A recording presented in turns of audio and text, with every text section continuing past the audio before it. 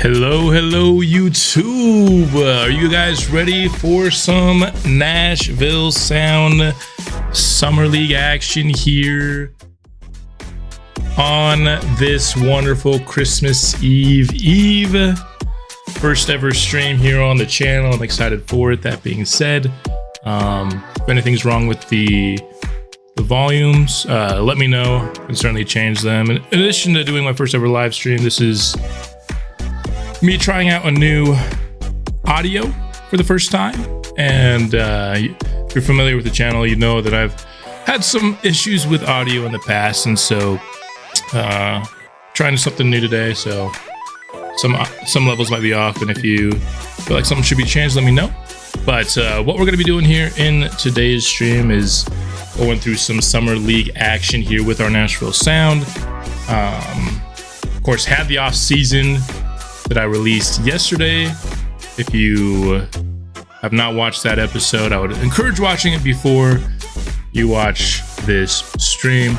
But just going through our Summer League roster, I did build out the roster between now and last episode. So we've got Malachi Pope, Sam Hudson, who will really be playing point guard for us here. Shooting guard, we'll have Davidson and James. These guys were all already on the team. Powers obviously going to start for us here at small forward. He's the rookie that we drafted in this last draft. And then a couple of just guys we signed to Summer League contracts behind him. Ernest Augustine, another guy that's going to get some minutes for us next year. He's going to start at power forward. And then a Summer League contract here. And then lastly, center, we're bringing back Shannon Stewart here. Of course, was our Season 3 backup center, and he's going to be playing some Summer League with us this season. But Desmond Tatum is on a two-way contract with the team, so he's likely to get the starting minutes here in the Summer League. And there you have it. There is the roster we'll be rocking with. In terms of minutes, might be switching those up. Right now what I have is just our top 10 guys each getting 24. So might be switching this up a little bit so we could see more of guys like Powers and Augustine. I definitely want to see more of, especially. So I'm thinking maybe we go something like this. Give our young players at the forward spots a little bit more minutes. I think centers being split evenly is fine. I think point guards as well, as much as, you know, you love seeing Malachi Pope. We kind of know Pope's a stud, and so I want to get Sam Hudson, some time. Davidson.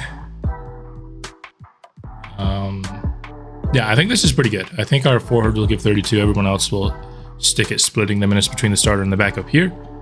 So that will be what we're rocking. In terms of the games we're playing, we're going to start here with the Sacramento Kings. I already simulated the first two games of the Summer League. I kind of looked at the rosters we were playing, and they didn't really have anybody super exciting so on their Summer League team, so we just simulated those games. We're gonna start here against the Kings, and then this is the last game before kind of the Summer League tournament. We'll watch through that. My plan here for this stream today is to kind of go through either whenever the team gets eliminated from the Summer League tournaments, or go until 4 p.m. Eastern, which is when I kind of got to get off because I got some Christmas plans. So that is what we're doing here today. I think we've got everything ready to hop in to our first Summer League game. And we can go ahead and pause the music and get into the game.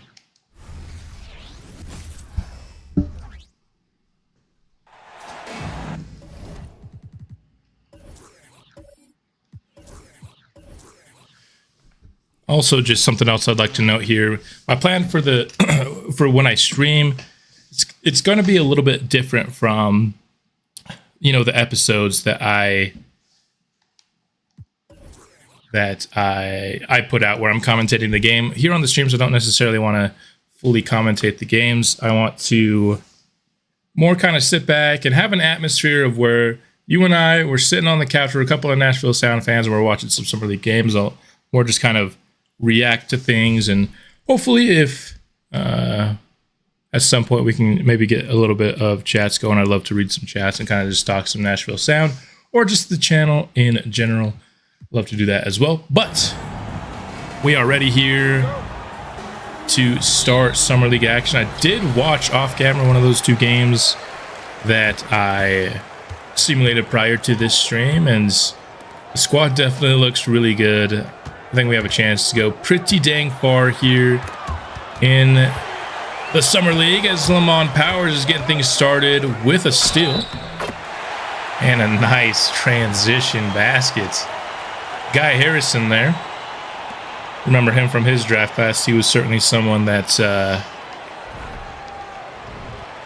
was one of the higher potential guys. He was kind of similar to Christian Davidson, and their career paths have thus far been pretty similar as well. I think Harrison's up near an 80 overall, but nice start to the game by Powers here. Can't hit the free throw though.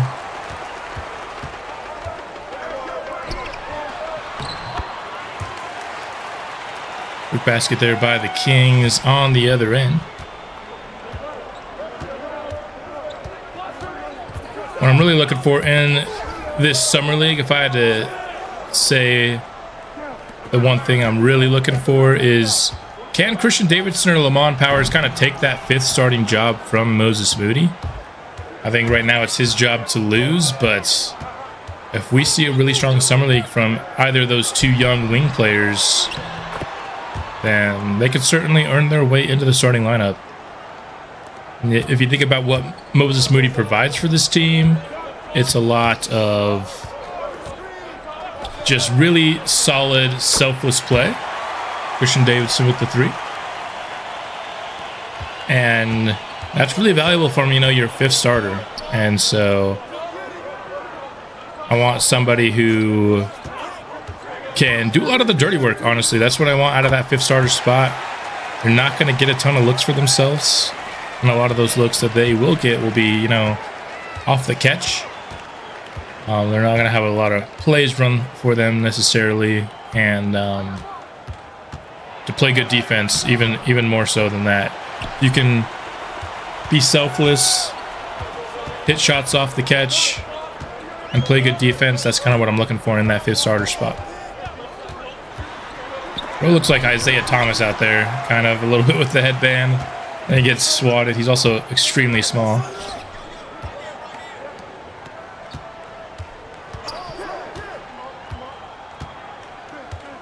Pope just dribbling out and then takes the shot.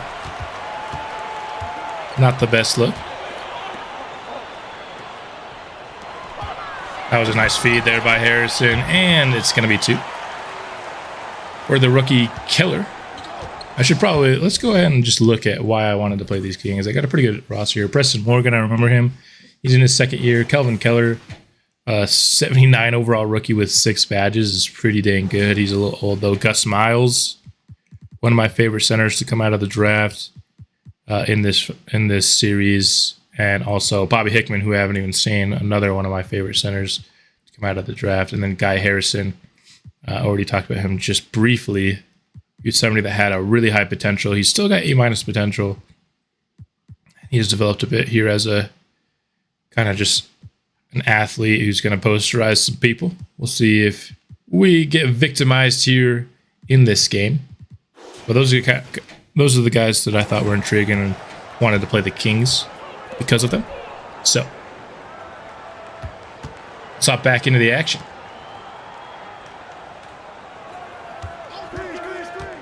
I feel like Pope has to take advantage of that little 23. He's so small. Or at least he looks really small compared to the roster that we have out there. I mean, we don't have anybody under 6'5" on the court right now. That guy cannot be even 6 feet. He's got to be a 5'11" point guard.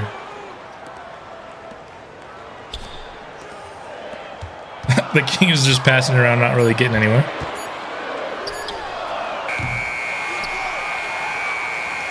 Sedona on that stop.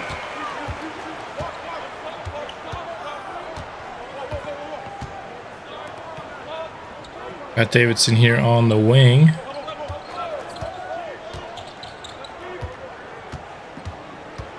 Can't get by Preston Morgan. That is a tough look. Scoring. Oh, is my... I got a... Let's see. Right there. So they have the scoreboard in a different spot here. So I gotta... Let's actually flip this around like this. Just noticing that I've been covering up the scoreboard this whole time. Here we go.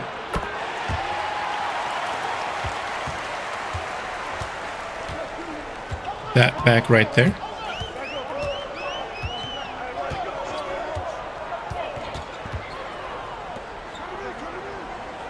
Keller has it, guarded by Augustine. Swinging it around.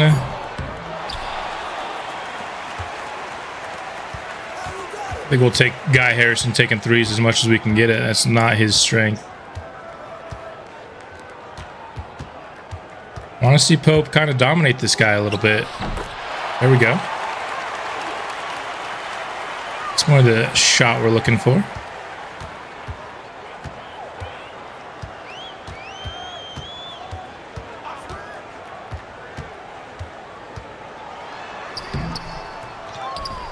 Good defense there, forcing the miss.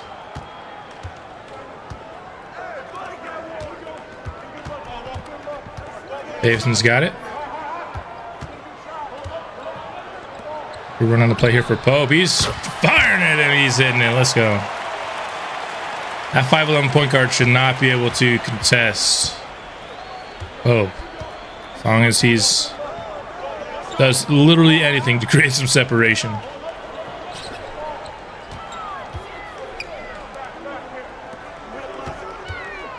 Keller. Nicely done by Pope on the defense.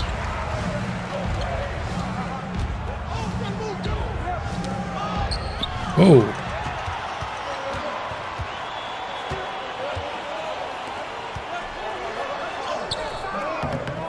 Off the mark there from the Kings. We've got some transition. Chase, what's up, man? Love the vids. Thank you very much. Thanks for tuning into this live stream. Excited for the Christmas season. Hope you are too. But also excited for this season 5 sound team, man. I think we got a real chance to be really, really good. And liking what I'm seeing here from guys like Powers and Pope here early in this game. Davidson as well. Already got ourselves a 9-point lead here.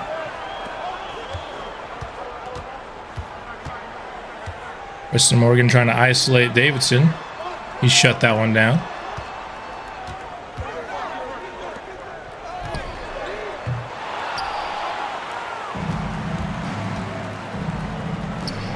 What was that pass by Powers, bro?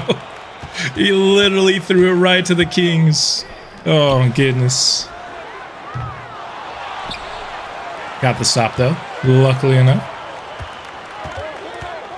That pass by Powers is one of the worst I've seen.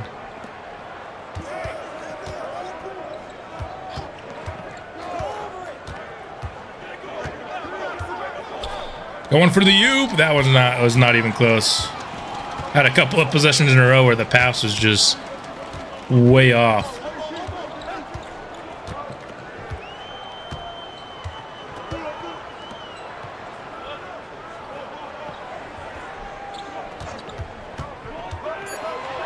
Pick and roll there for Gus Miles. There's one spot we're weak on in this summer league. It's our center position's not very good. I mean, we have the better center actually coming off the bench just because this guy in the lineup is actually on our team.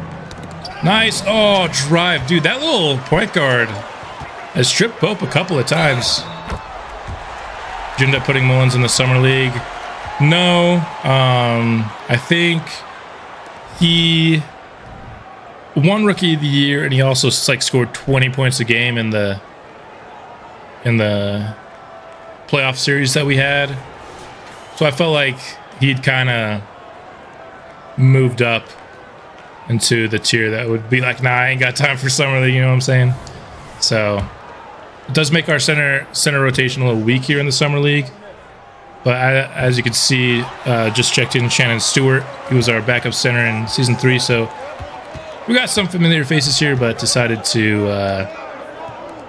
let 2K keep Mullins. They didn't put him on initially, and I decided to let that decision stand. I kind of feel like when 2K takes somebody out, that's kind of probably the player saying, no, I'm too good for Summer League. And I think it's a fair argument for Mullins. I think you could have argued that Pope probably shouldn't have played. Yeah, it would have been an easy Summer League chip, for sure it would have. Gotta create a little intrigue, you know? We don't want to just guarantee the chip right off the rip. We gotta at least give the other teams a chance. So, you could argue that maybe even Pope is too good for Summer League, but I wanted to have one of those two rookies from last year at least.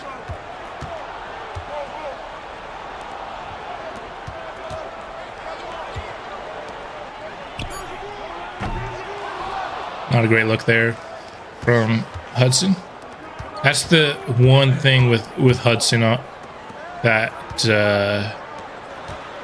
just drives me a little nuts. I think his contested 3 tendency is in the 80s, which is incredibly high.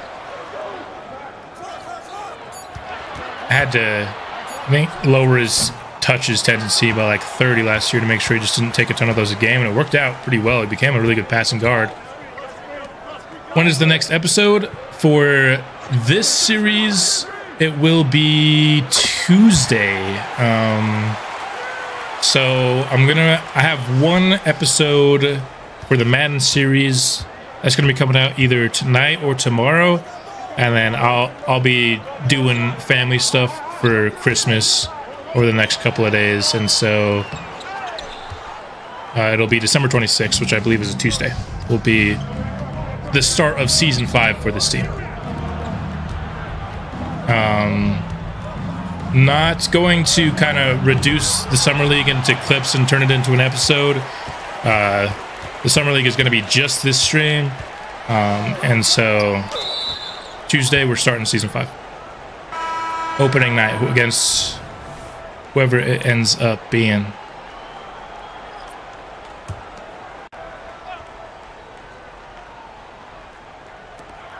Bobby Hickman into the game, joining that quick mid-ranger. I really like Bobby Hickman coming out of the draft. If we wouldn't have traded up to get 2 top 5 picks in that draft, which obviously was the right decision considering how Mullins and Pope played last year, but if we had not been able to do that, we probably would have drafted Bobby Hickman.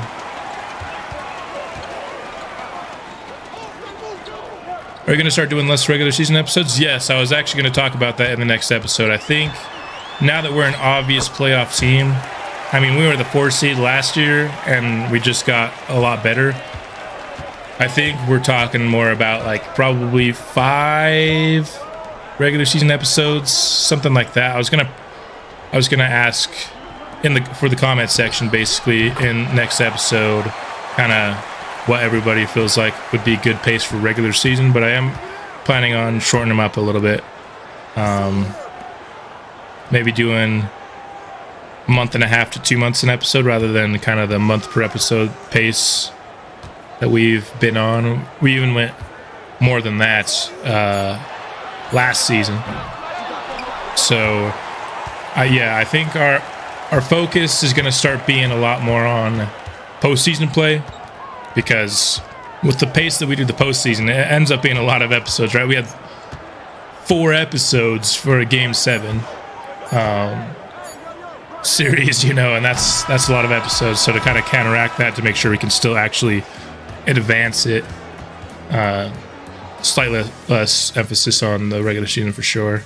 Still probably My goal for the regular seasons is going to be basically to find out what lineups are going to work in the playoffs, chicken on a couple rivals, especially if we get any Western Conference rivals, because we're highly unlikely to see them in the playoffs unless both teams make it to the finals, stuff like that.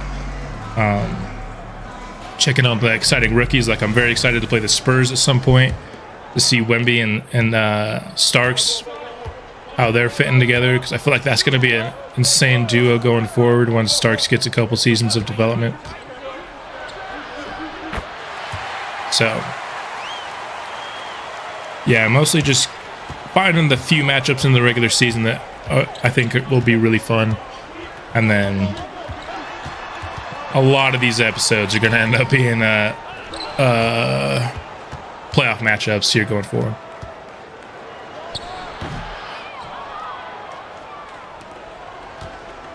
What do you guys think? You think this is the year we make it all the way, or do we maybe just go to round 2 Eastern Conference Finals? I think we got to be better than last year, right?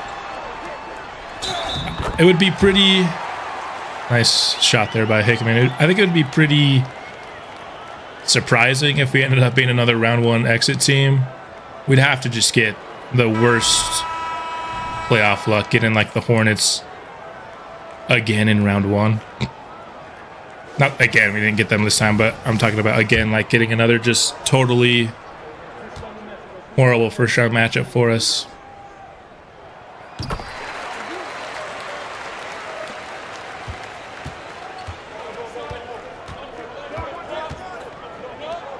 I'm thinking, personally,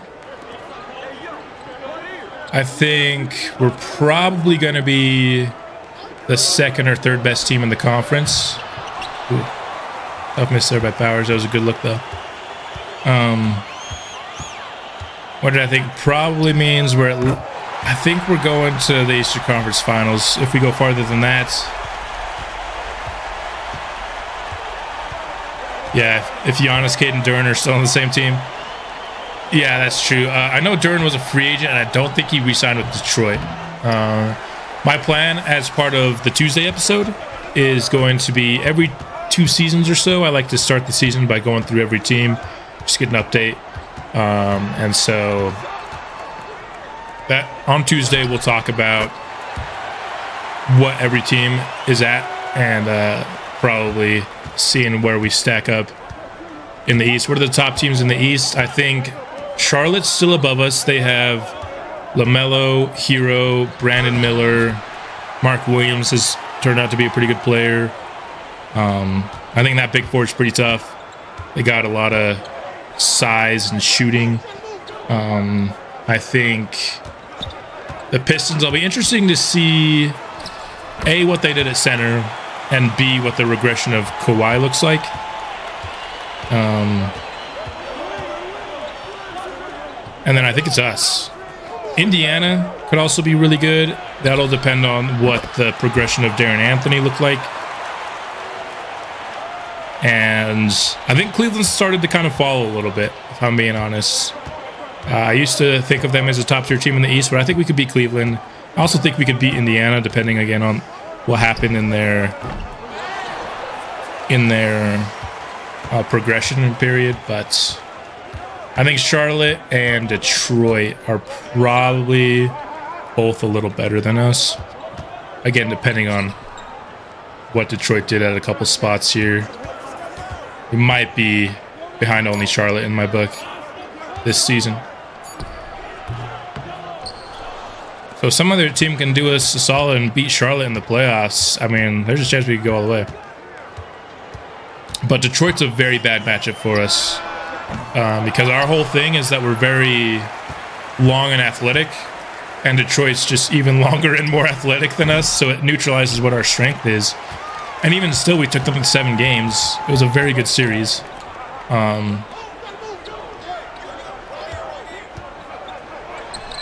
Even though I think, you know, in a vacuum, Charlotte might be better than us, I think we actually match up against them very well.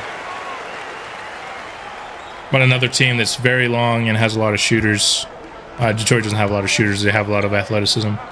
But these teams with these 6'7" point guards, 6'6", 6'7" point guards are kind of what's rule in the East right now. If you have a 6'3" guard, you just can't hang with the rest of the East because there's so many really big, good point guards that are just going to dominate your little 6'2", 6'3" point guard, man. So, you have a nice shot there by Powers. If you have a 6'6" plus point guard, you have the potential to have just length all over the court. Mullen and Lowry, the next Shaq and Kobe. I mean, they have the potential, man. I thought, how tall is Pope? He's 6'6". I thought it was going to be kind of Lowry and Pope running the show, and Pope certainly has his moments, especially late in games. But even when I selected Mullins at fifth, I did not expect him to be as good as he was this year. He, like, on offense, all of his stuff was kind of B minus B. So I thought he'd be good, but man, he is a really good player. He's really efficient. Doesn't really have any weaknesses, and so we'll see if Mullins continues to be our second best player. I think Pope getting his shooting up. I think we might see Pope, as he misses that one, might see Pope end up being the second best player on this team. But it's a tough thing to ask him because Mullins is really good and he also got a lot better. So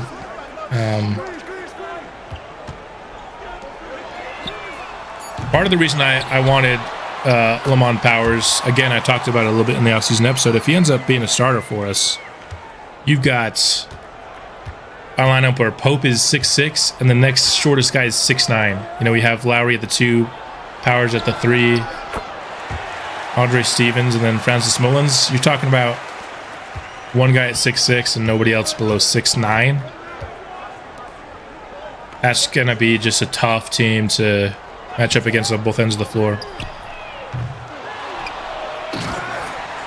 Liked what I've seen from Powers a bit. He's had a couple of just wild passes, but just plays in general. Kings have got themselves back into this. We were up by 9 at one point. That was... How is that a bad enough pass that Preston Morgan can steal that? He was not even close to the play.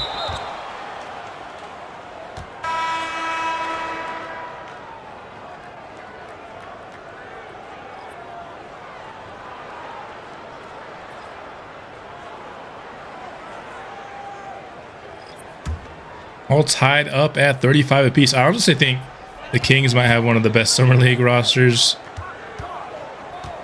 They just got a lot of really good front court players, and 2K loves front court players, man. Like 2 big lineups. I don't think they've gone to it much today, but they have Miles and Hickman on the floor. This is going to be a tough duo to stop. The double center lineup works infinitely more in 2K than it does in real life, because in real life it doesn't work at all. Dude, that's the 3rd time that little dude's gotten Pope today. I thought this is going to be a cake matchup for Pope. This guy's got really sneaky hands, man.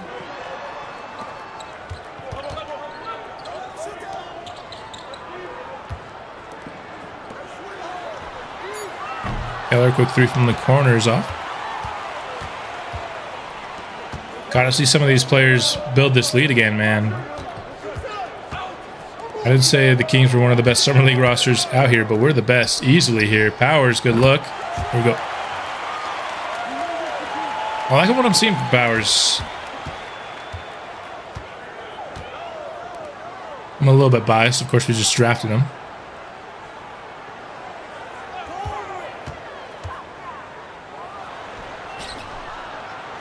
Miles. Finishes that one. I might be adjusting the sliders a little bit before next season. I almost decided to test it here in the Summer League, and I still might do it. I might do it between this game and the next. Just dropping everything by like 1 or 2. It's always the short guys know how to strip the ball. It's true, man. That's because that's how they have to defend, because people can shoot over the top of them pretty easily. Even like Wilson Fisher on our team, Of course, before we traded him last episode, he was good at that too. Short guys need to know how to steal the ball because that's really the only way they can defend a lot of these guys. But even still, stripping Pope 3 times here in this first half is impressive. Step back. That's a tough angle, though. I think he should have gone all the way to the basket there, if I'm being honest. 2 misses from Pope there on the possession.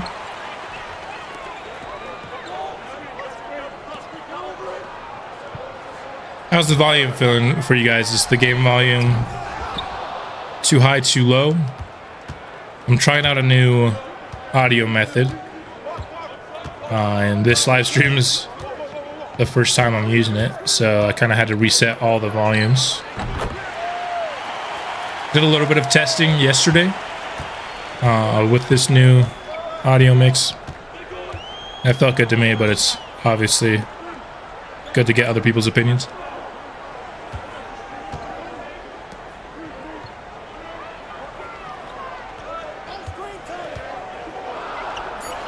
Oh, nice pass. I thought we were going to block that jumper.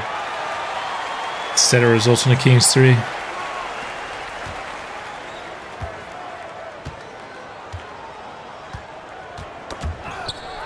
Another steal from 23. What is this guy's name? Good job by Pope to get the turnover at the end, though.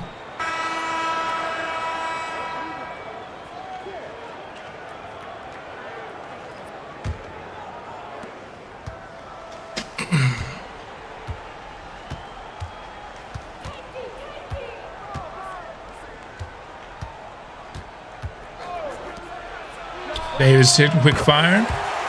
He's been shooting pretty well today.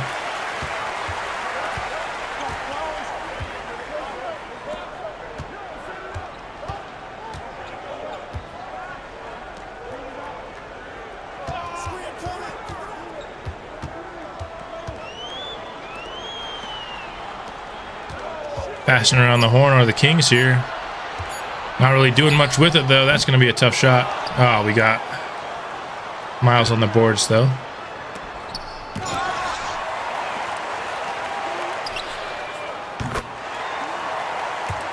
Gotta be better on the boards there.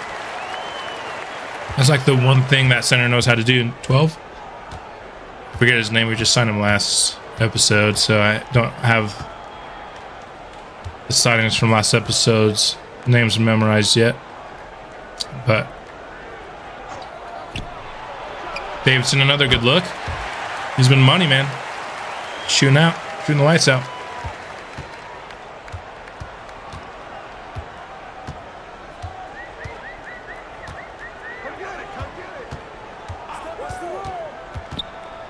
Morgan here. I like what I'm seeing defensively from this team for the most part. It's a lot of shutting down drives. Just kind of forcing the Kings to pass it around. And there's just been, seems like we've forced them to take some late shot clock shots fairly frequently here.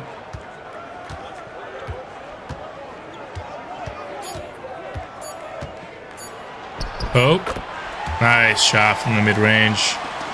It's going to make it an 8-point game here as we head into halftime. Almost back to 5 there. I love how 2K makes all those shots close.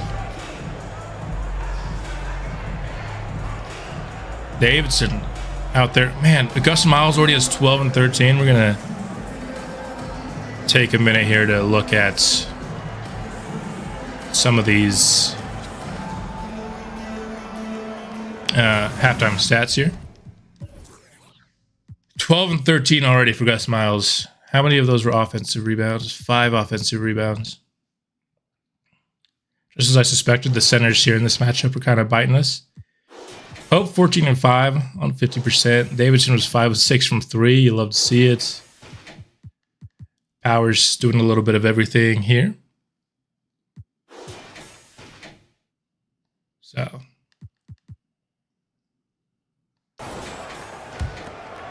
That's going to end here for the first half.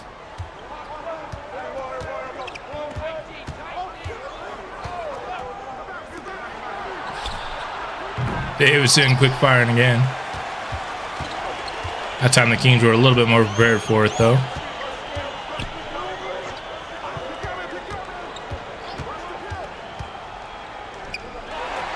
That was a play there by the King. Don't really know what that was all about. Nice feed from Pope. Beautifully done.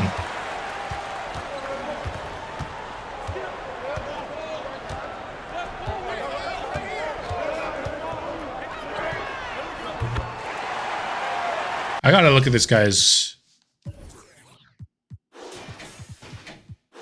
Joseph Mason. He's got off-ball pass and workhorse at gold, ankle braces. Glove is at silver. That makes sense. Yeah, he's just an all-out defender. A+ defense. He's kind of the Wilson Fisher mold, but even shorter. 5'11".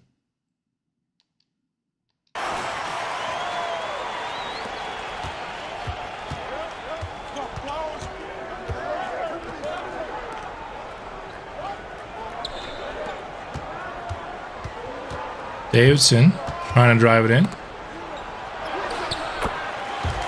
There we go. That's what I want to see from Probe. Just go right over the top of him. You can't defend that.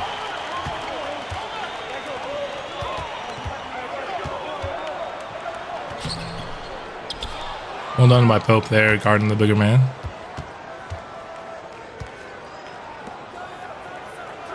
Ernest just going over the top of 23. I did say that's what I wanted to do, but I don't know if Ernest is a good enough shooter.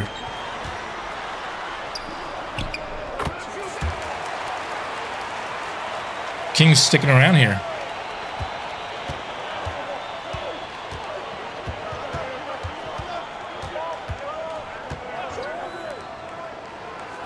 That's a deep one. Davidson's starting to actually miss a couple of these after going pretty much perfect in the first half.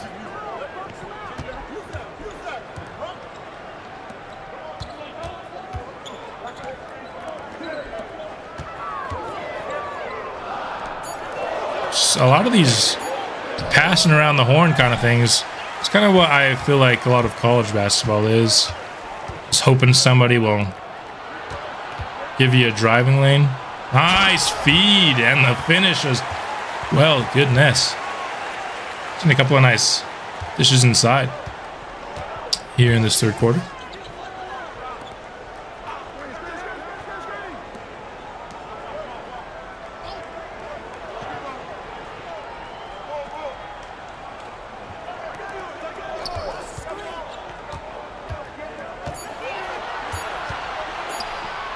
Shot clock on and down. Again, a good defensive possession, man. We're keeping guys in front of us. Or some tough shots on a lot of these possessions. I like what I'm seeing from the defense. Now, these aren't the most tantalizing offensive talents in basketball, mind you. Ours gets himself stripped there. And good transition play from the Kings.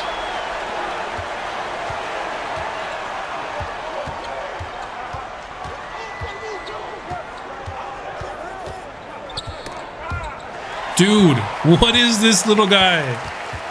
Oh my gosh. I don't know whether to be more impressed by this guy or worried that Pope can't handle the ball. I'm definitely more impressed with that guy, though, because Pope did not have problems with turnovers last year, and I doubt that's going to all of a sudden become a problem here in year two.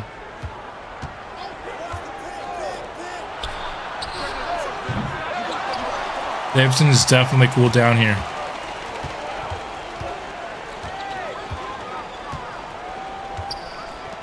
Nice transition defense, though.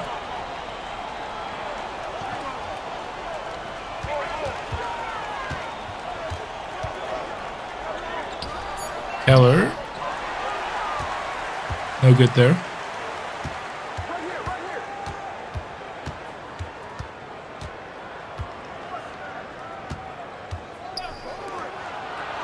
Come on, Davidson. Get back on track. There we go. Had a ton of space on that one.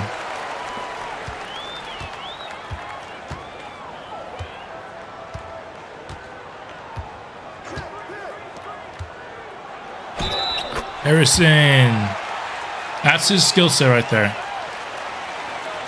It's all about the inside scoring. He definitely kind of has that look too. I think he did a good job matching the look to the play style. Just the egregiously long mohawk. Definitely reminds you of kind of a mega athlete kind of player.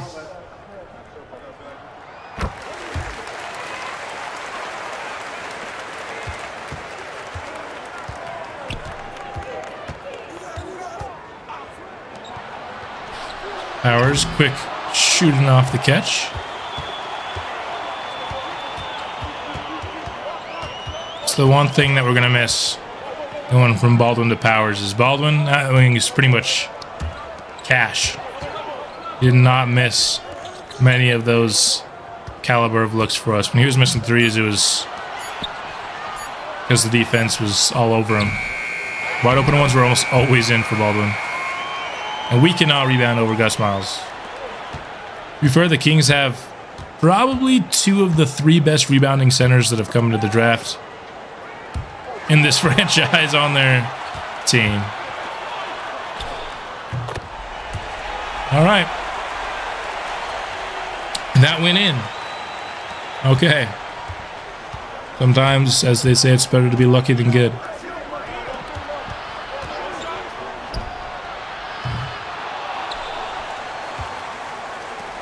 Starting to brick some threes here in this quarter.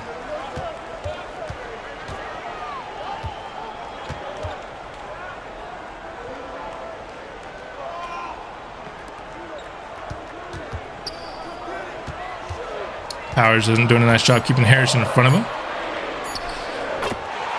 And he hit that. Okay.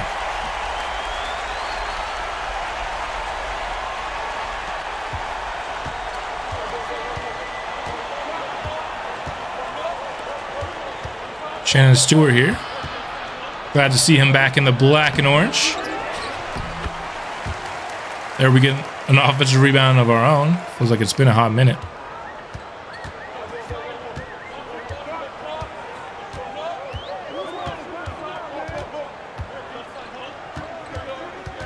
Preston Morgan. Going inside. Draws the foul.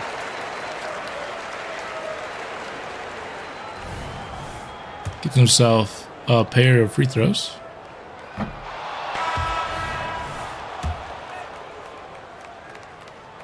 So they won't take the lead, but they'll tie it here. 62 apiece. Really been the offensive rebounding of the Kings has been what's keeping them in this game. Also, this second unit isn't great here, but we're going to get the N1 from 3. Let's go. Joffrey James. I don't know if that's actually Joffrey or Jeffrey, but for this series, he's Joffrey. So I know a guy's named Jeff, that are the Geoff, but they're not Joffreys. They're just Jeffs. And Joffrey, you know, nod to Game of Thrones. Less common name.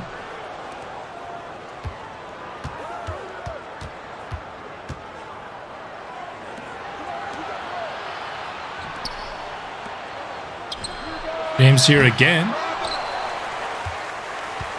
He definitely is not shy, which is fine. He's got really good three-point shooting rating. We have to get these rebounds, man. We end up losing this game because of these rebounds.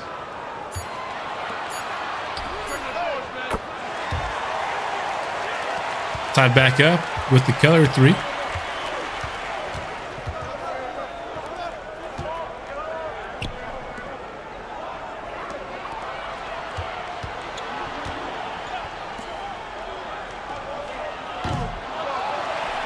No good on that 3.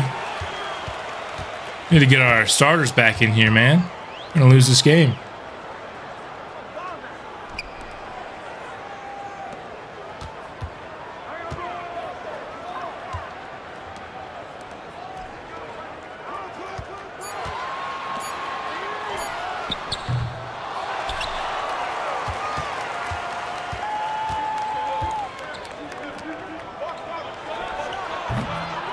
All right, chat. I have got to go take a small little break here, but I will keep the game going. And I should be back by the time the fourth quarter starts, so should just be a couple of minutes.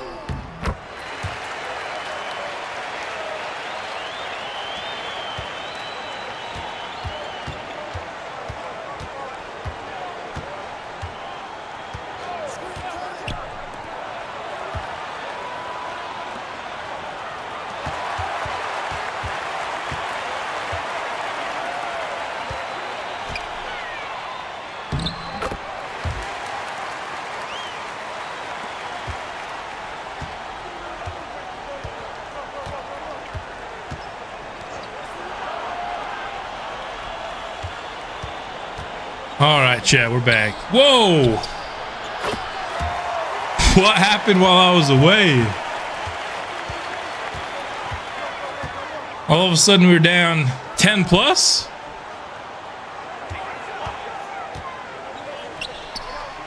Missed a big Kings run, man.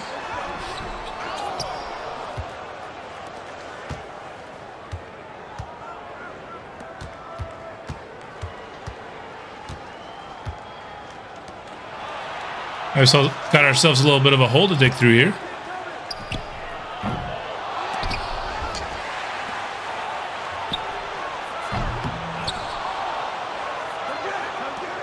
Come on, baby. Third three-pointer. There we go. Third time's the charm. Let's bring this one back. Let's bring in Malachi Pope.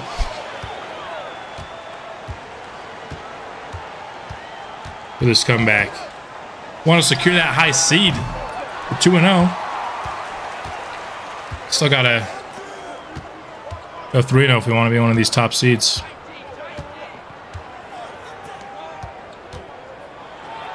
Davidson gets swatted by Hickman.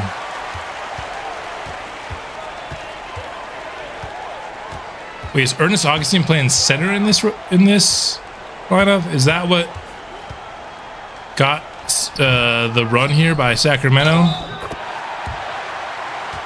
Probably, right?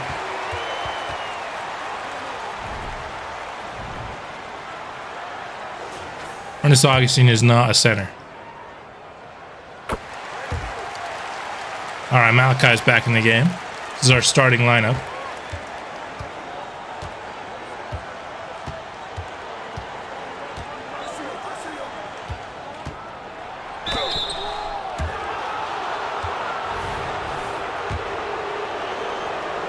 Gus Miles first, so unfortunately no foul trouble possibilities here.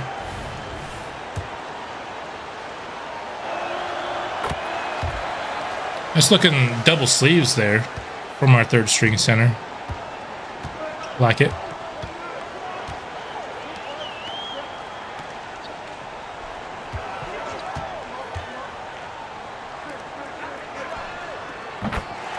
Man, even with the contest, huh?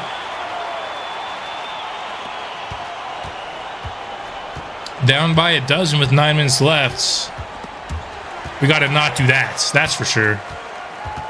I mean, I don't know what Malachi's doing there.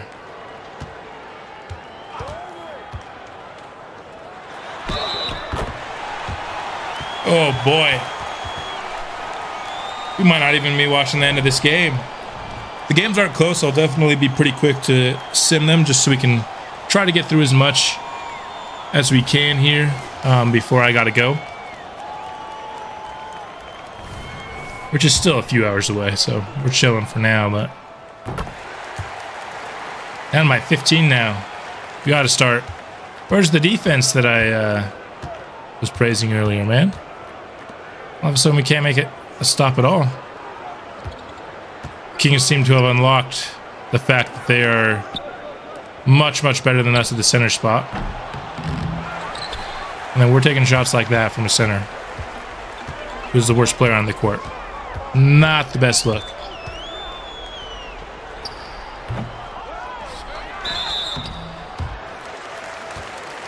Hey, we forced a miss. Took a foul to do it. But we did force them to miss.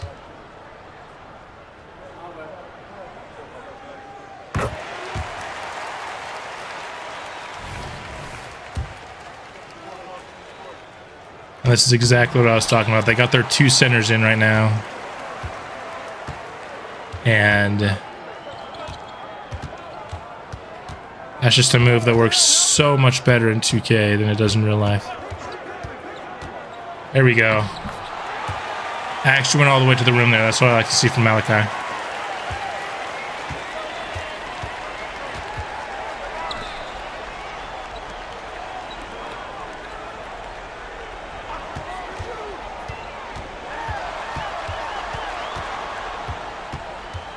Davidson playing some solid defense here on number 5. Good defensive possession. I swear if this guy makes this. There we go. A stop and a rebound. It's about time.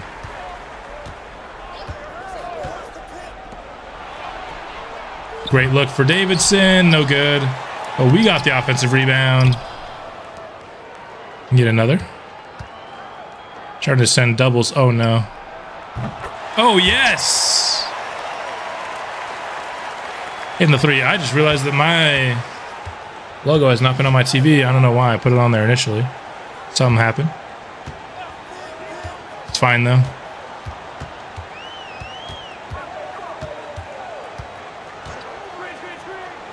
Pick me and pick and roll.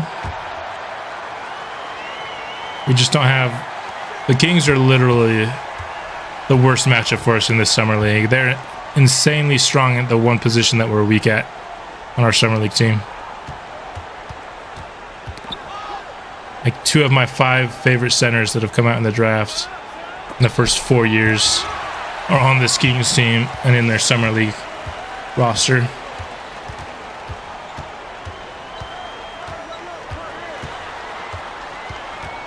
We'll say if we don't got it within single digits by 4 minutes, we're gonna super sim the rest of this.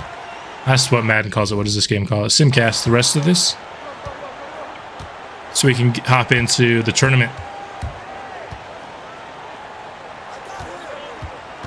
Hopefully we don't go one and done in the tournament. Let's go. If so, we definitely should have added Mullins to the roster. We go one and done in this tournament, man. Imagine we get matched up with the Kings. I don't think we would, though, because I think the Kings are also 2-0. So I imagine we'll both be pretty high seeds. Especially because our 2 wins were both by quite a few points, I'll say.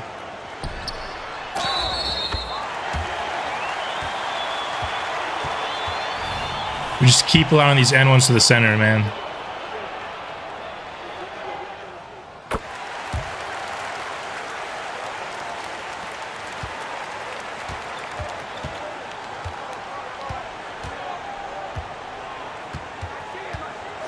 Davidson, nice feed to Powers, who's cutting. Like what I saw from that play.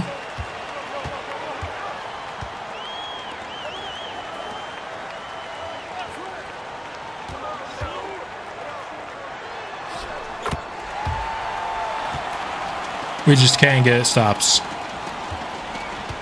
It's going to be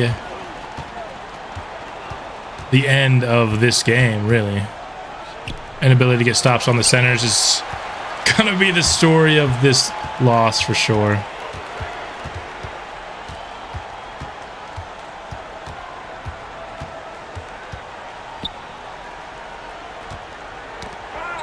Nice steal, but we couldn't hang on for Powers.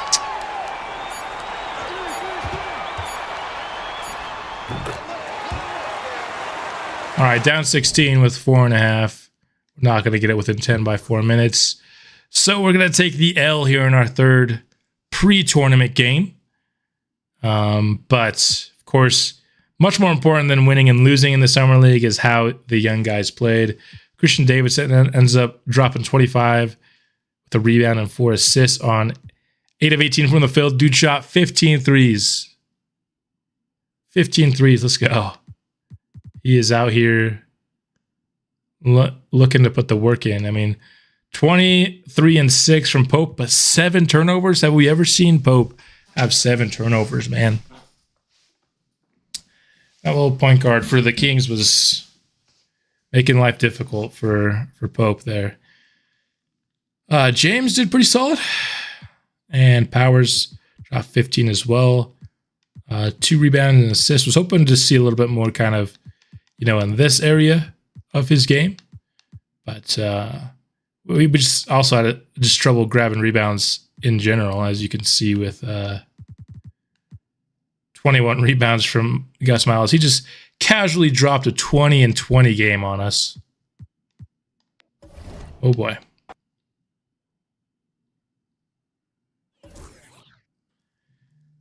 So we've got ourselves the end here of kind of the regular. How did we end up with the 2 seed and the Kings ended up with the 5 seed?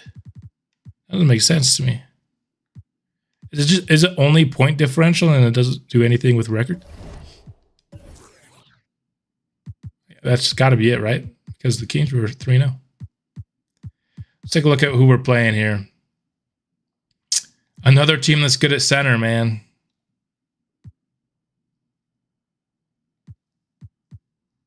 Their front court's their whole thing.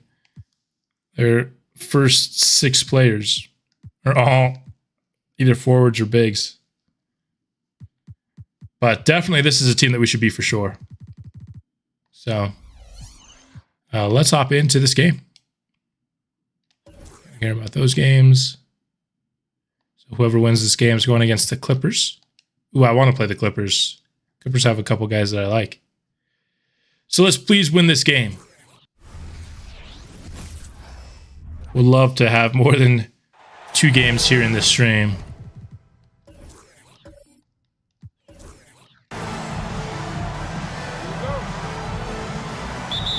Game 2 underway against Charlotte. I need to change the camera angle. And there you have it. This time repping the whites.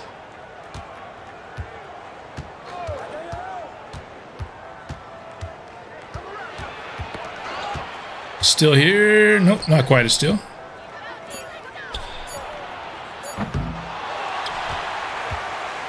Good first defensive possession by Pope. Powers. Passing it ahead. Oh, quick to fire. It felt like he never really got his feet set on that one.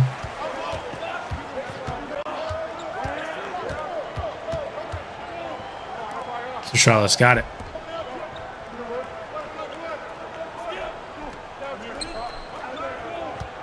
Armor in person inside.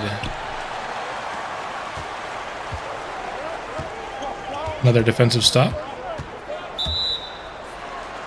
Even though the Hornets' best 2 players are centers, they're not nearly the caliber of the centers we just faced with the Kings. So I feel like we should win this game pretty easily. That's what I'm feeling. Like Powers is getting an isolation here. No, he's just waiting for Davidson to come around.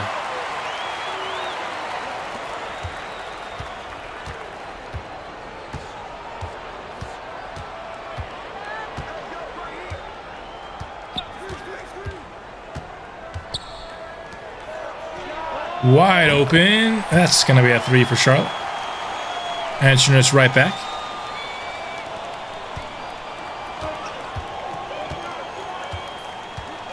All right, I'd like to see just, can we get a dominant performance for somebody today? One of our kind of big 4 here in the starting lineup there, one of our rotation players. I don't care who. Could be Pope, could be Augustine, Powers, Davidson. Just want to see a dominant performance today. Right here against Charlotte. Especially if it's, you know, if it's Pope or Davidson. I mean, if it's Davidson or Powers, they could play themselves into the starting lineup. I think Davidson should have a Manu Ginobili role on your team as scoring off your bench. I do agree that's kind of where I see him long term. There's been support by a certain commenter that continues to want to see Davidson's role expand. I'm not opposed to him eventually becoming a starter, especially if he's hitting shots like that. But I do think just kind of with the current composition of this team, Davidson best fits as a 6th man. Now the thing with him is he still has A+ potential. His potential has not gone down since the draft. And so if he continues to raise his overall, there's going to be a point where he's not going to be okay coming off the bench. You know, there's typically in that low 80s, and he's at 80 overall right now. But I don't think he'll have a problem this year if he ends up coming off the bench, where a player's morale just gets hit. Yeah, get more minutes than Moody. Right now, if I had to guess, ooh, nice pass from Pope. Let's go. If I had to guess, I'd probably split them 24 each. But could we do 20? Like Moses Moody's a starter, but he's only getting 20 minutes a game. But he's getting them, start of the first, start of the third, and end of the fourth. When we kind of have all our starters out there, I can see that for sure. And then have Christian Davidson play everything else. That could get him like 28 minutes a game. I can see that for sure. That could be something to play around with here in season 5. Yeah, because part of something you could do to offset the fact that he's probably not going to be happy coming off the bench for long is just give him a ton of minutes and hope that, hey, you're coming off the bench, but you're getting, starter level minutes. Hopefully that could keep him happy. Because I like Davidson as our long-term player on this team. I just feel like he's kind of a victim of a really good draft class with Pope and Mullins, because prior to that draft, he was probably the second most important player on our team for the future. But then he kind of just got passed up by 2 guys in one draft, It's just unfortunate for him, and his path to eventually become a starter just kind of felt like it faded away from him. No fault of his own. I feel like he's played really well. But at the end of the day, I think we like what Pope brings as, a true point guard, 6'6", really good passer, good defender, and scores. Like, there's just really not much of a weakness to his game. And Davidson, what he is, like, he's starting to become a more well-rounded player for sure. But what he really is at heart is he's a shot hunting guard. And I think that works really well in that 6-man role. But when you're kind of that 5th starter, I don't know if that's a skill set that really helps out the other 4 in the lineup. So I think I do agree that giving him a ton of minutes but keeping him on the bench would be my preferred way to handle his role heading into the future. He's been shooting the lights out again here to start the game, much like he did in the first half last game. As long as he can stay happy with that. If not, if he feels like he needs to start at some point in his career, it's going to be tough. Whether or not we can make that work, or if we'll just have to end up trading him, unfortunately. I don't know. Like I said, I think at 80 overall this year, he's not going to have a problem coming off the bench as long as we give him sufficient minutes. It's just if he keeps improving year after year like he has. Because after year 1, he went up 4 overall. After year 2, he went up 5 overall. So he's going up.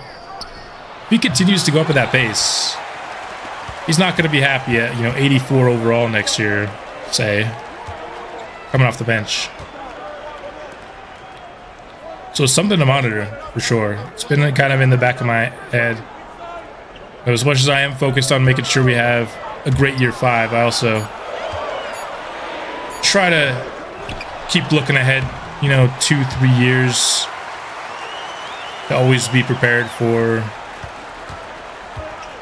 needing to move on from somebody. And to that point, I kind of think there's a chance that maybe even a guy like Andre Stevens is somebody that we can't have for the duration of this franchise. It's tough to say yet, but that one's more of a question of just contracts. Because you have to imagine Sidney Lowry's going to want the max, and I imagine by the time they're up for contract, Pope and Mullins are as well. And so he's 84 plus, and he should definitely start. Absolutely, he should. And 84 absolutely should start. It's just more of a question of how well does he fit when he gets to that point. because just with the tendencies that he has and the skill set that he has, what he brings is scoring. And he's good at other things as well. He's become a better defender over time, to the point where he's really close to Moody now defensively. Oh, that would have been a sick oop.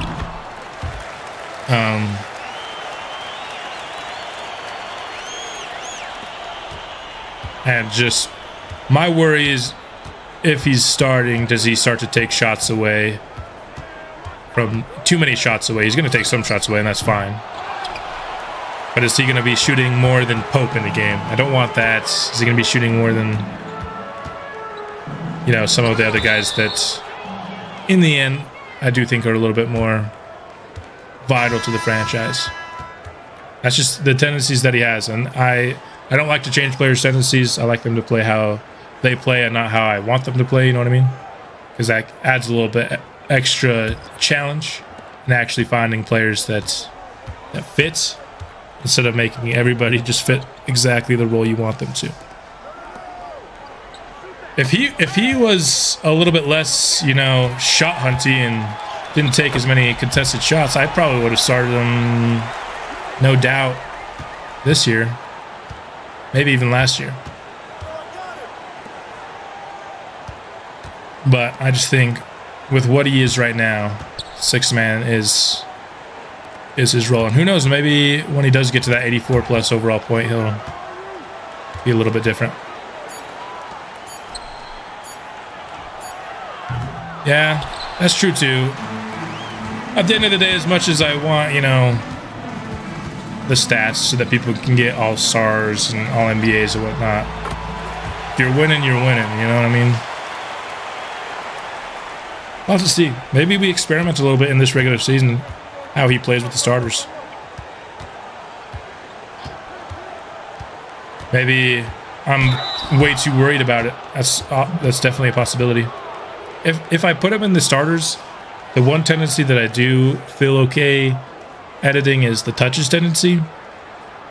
Maybe we could just lower his touches so he gets more of his opportunities off the catch and less plays run for him.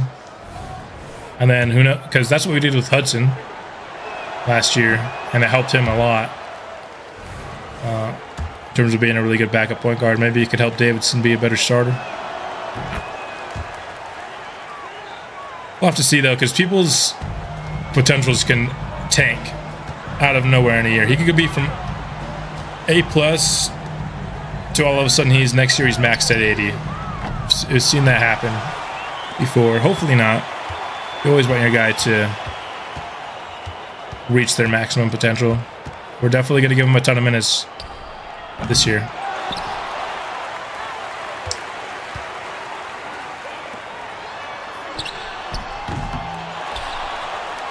So Davidson is the one piece kind of the puzzle that I have no idea about.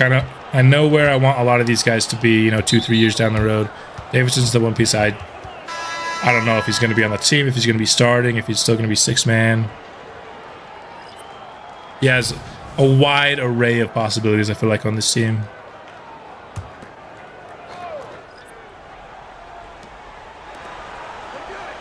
Like Hudson, for example, I know he's back. As long as he's on the team, he's going to be a good offensive backup point guard.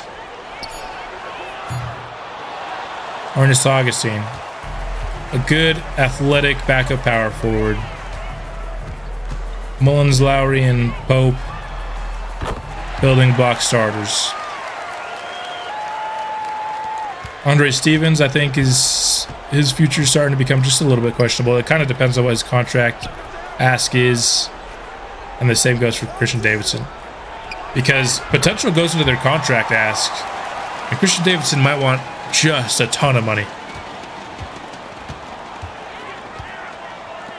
We might have 5 guys all asking for north of $25 million a year, and you just can't pay that. So you have to start prioritizing who's getting paid, and you know Pope, Mullins, and Lowry are getting paid maxes for sure. How you build the roster around that starts to get questionable depending on how much they're asking. I hope I can keep everybody together. I hope that this 10-man rotation that we have right now sticks for a long time.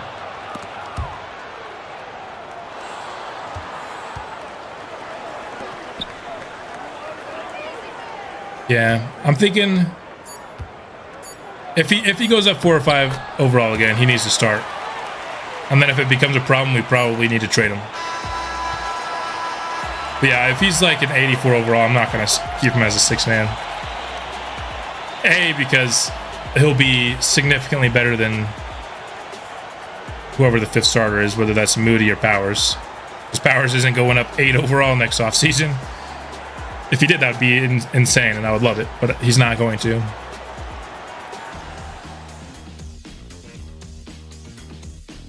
And so we could always see what happens next offseason. Of course, we're a whole season away from that. And theoretically, a good postseason run as well. But yeah, if he goes up more than, I'd say, well, like 82 overall might be like the lowest possible. You could maybe theoretically get away with him coming off the bench still, as long as he's getting like 28 minutes a game still. But if he's getting above that, he's got to be in your starting 5 no matter what. Also because he's a good player too. He's exactly what we look for. He's got good athleticism. He can play both ways. He shoots. And he definitely shows flashes as a good passer. His first option is to shoot, but when he's in the passing mood, he's a good passer as well. So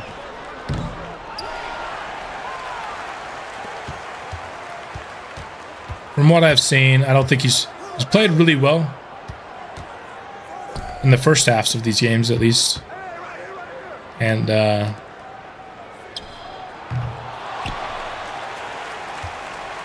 but I don't know if he's played so well that we got to start him over Moody this year. So far, going into this, I think both Powers and Davidson have an opportunity to play themselves in the starting lineup. From what I've seen, I think Moody's still the guy for this year. At least it started out. If either Davidson or Powers is absolutely lighting it up off the bench this year, we could make changes mid-season. Oh my gosh, Shannon Stewart just got annihilated with that rejection. But from what I've seen through, I watched one game off camera, so like 2 games and a quarter. I still think Moody's going to be our starter to begin season 5.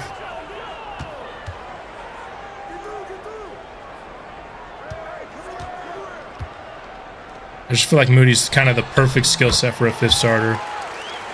Really good defender. Really unselfish. Really good shooter off the catch. That's all you really need from a guy when he's your kind of 5th starter.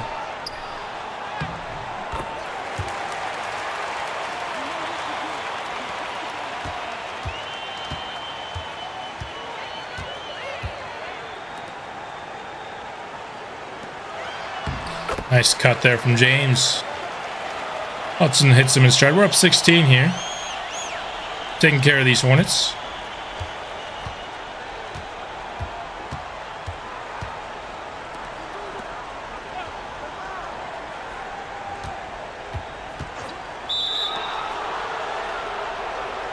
We're going to get the ball back here. Assistant coach Darwin Ham taking control of the Summer League duties. Got Powers checking back in.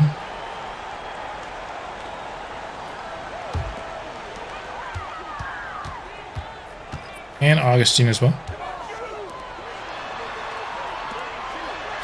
That's a good look. That's a good look. We're almost up 20. We might be doing a little bit of sim casting because we've only got till about 4 p.m. Eastern today. Still, obviously, a very long way away. But if we have a deep run here, I want to be able to get through as much of it before we have to sim. And we're About to double up these Hornets.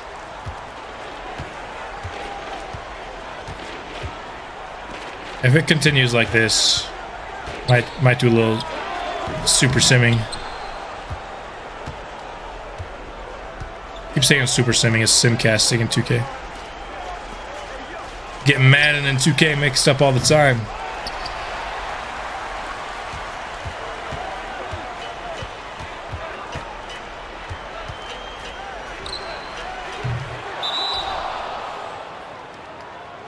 Personal foul? I guess that was a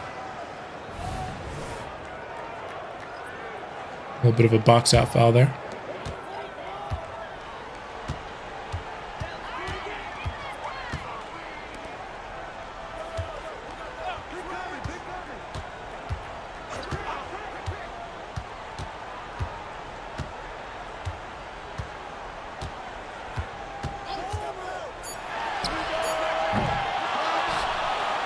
Don't mind that look at all. Couldn't hit it though from Pope.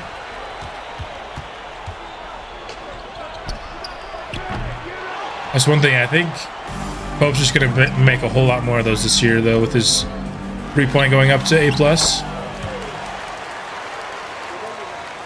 Or doubling these guys up. Let's do a little bit of simcasting here. See what goes on. This game is absolutely throttling these guys. Let's watch a little bit. Let's skip to the third quarter here.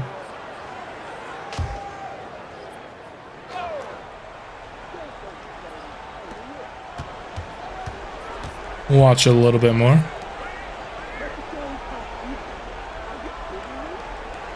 Unless the Hornets start coming back, then we'll watch a lot of it more.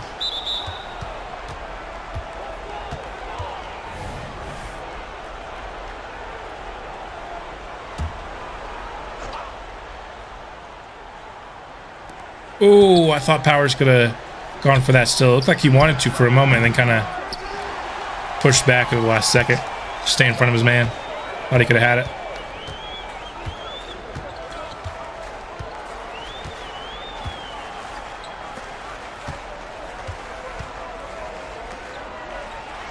Davidson left a little bit too much space there from the mid-range.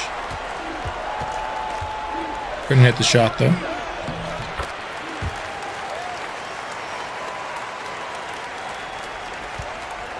Trying to see a little bit of a comeback attempt here from the Hornets. They were down 24, now it's 17, and then we got the illegal screen. Oh man, that guy has got a really patchy beard, almost like mine.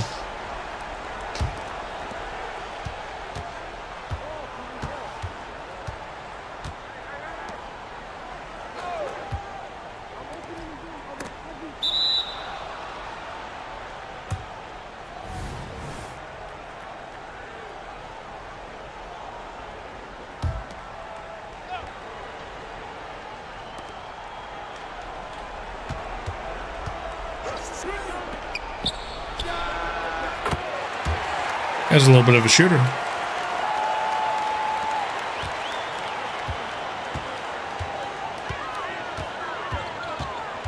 right, let's put together a couple of scoring possessions here. Getting a little bit cold to start the quarter. No, not that guy.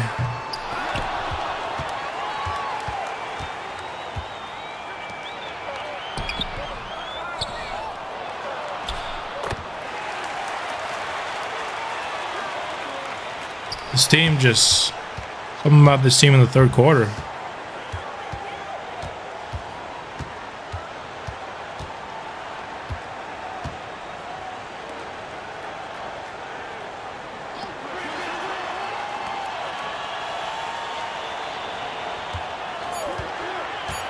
Oh, here, shot clock coming down. Nice look. Pure jumper, man. In terms of just aesthetically pleasing, I think Pope's got the best jumper on the team, aesthetically. Hard to argue that Lowry's our best shooter, though. He definitely is. Shot looks pretty good. It's just a little bit of a low release point. Whereas Pope's just looks buttery smooth.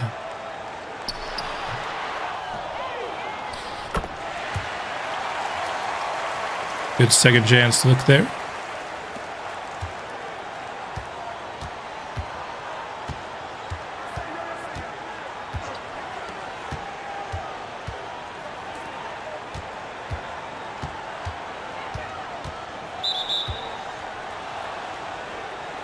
Just out of bounds there.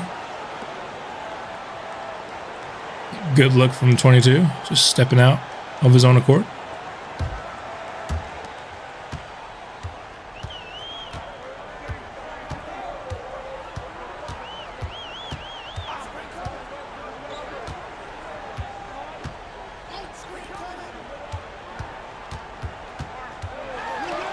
Oh, let's go. Ernest Augustine.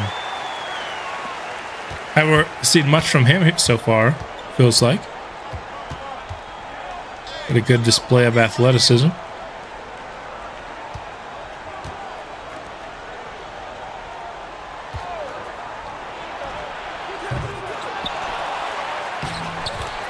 Herman Person. Can't believe 2K made this guy the Rookie of the Year over Andre Stevens that 1 year. It was so bad that I had to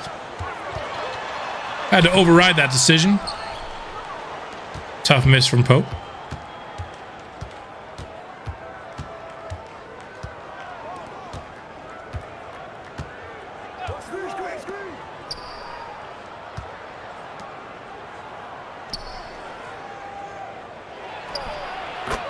Man, this 30 guy can really shoot. I don't know who he is. Just hit several shots.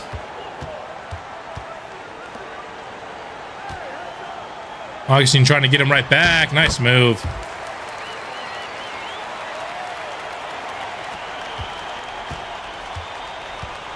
Starting to see Augustine becoming a little bit more involved.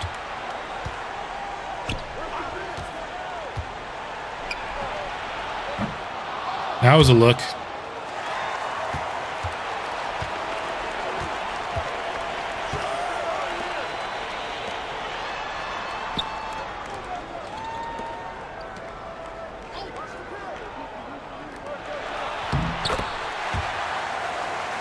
Good feed there.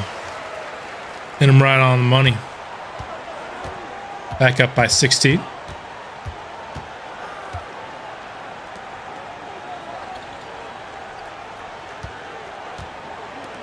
Going a little bit of zone here from Coach Ham. Like to see that.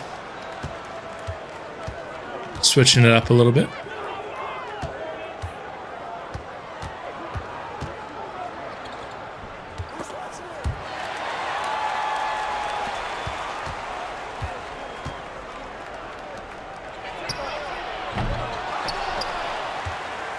Got lucky there. It was a good look.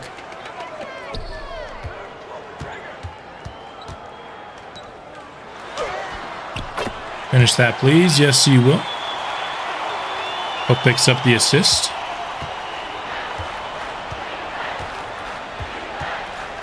All right, we're starting to build that lead back a little bit here. Looking a little sketchy here in the third. We're kind of back down to, what was it, 10 or 12? We're starting to build that lead back up, though. Let's get it back up to 20 here on this possession.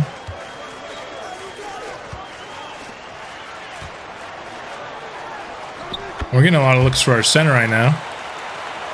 He's making a decent percentage of them, though, so I can't be mad.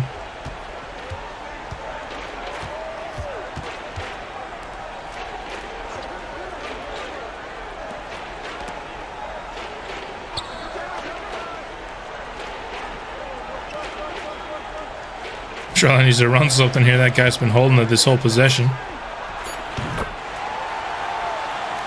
Good effort by Powers to defend. That guy looks a lot like Francis Mullins. He has the same hairdo as him. And a similar face. Of course, we changed Mullins' hairdo, though, in this offseason.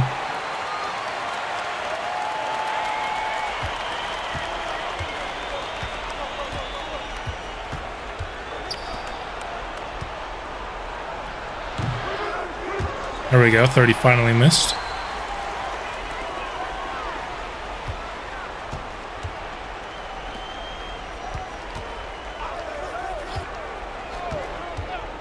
Up top of the key. I don't know what we're doing down low. The three guys just looked like they were all setting a screen for each other. There we go. Nice feed.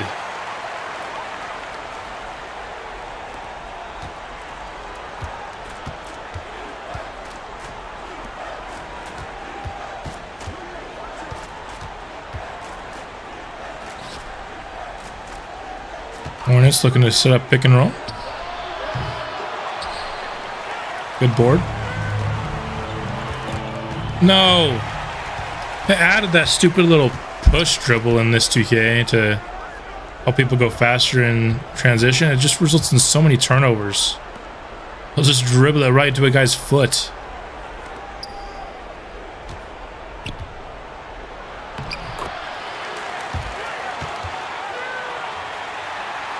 Not my favorite animation 2K's ever added.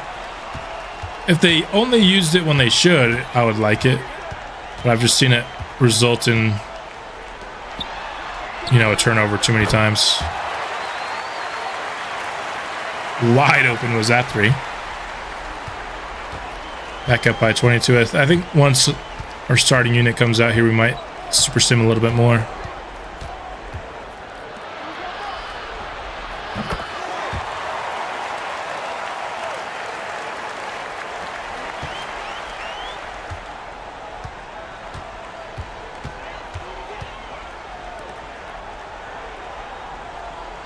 Davidson decided he did not want to throw it to Powers, which for the screen instead.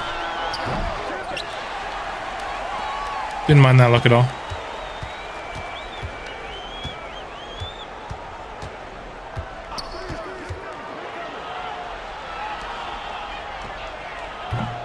And I hear in the summer league, I care a lot more about the quality of looks that we're getting more than whether or not they're going in.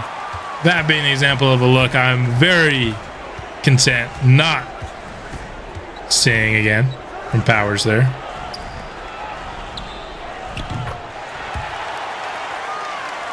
Yeah, that guy definitely looks like Mullins. Year one Mullins, at least. Quick catch and fire from Pope. You gotta guard him a little bit more than that. Come on. He's only probably the best player in all of Summer League, you know?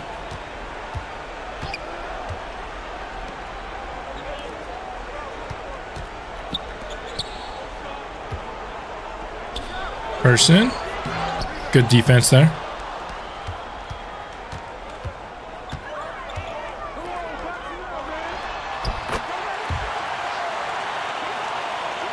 Davidson's become a really good shooter, man.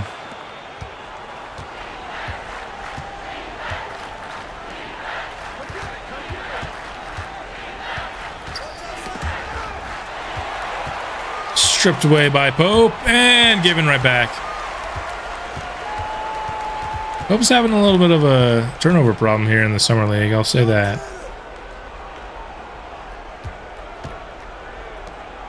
Not too worried about it yet.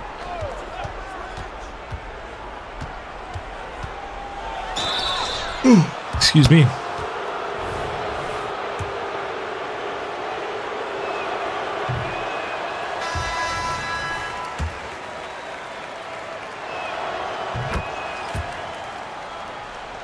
Hornets keeping it right here in that 19-20 point range, but I think it's find this simcast a little bit more.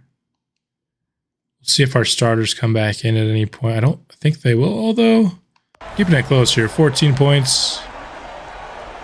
7 minutes. Our starters aren't back in yet.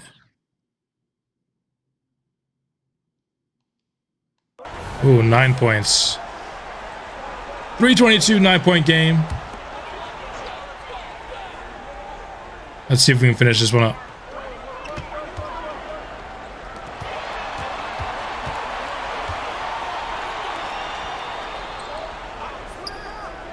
Offense is really just kind of slowed down here. There we go. Good look for our boy Sam Hudson.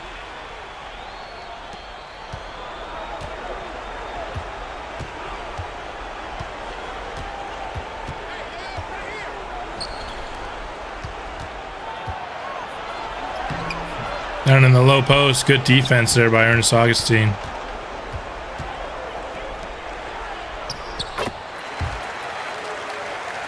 And a nice pass there as well.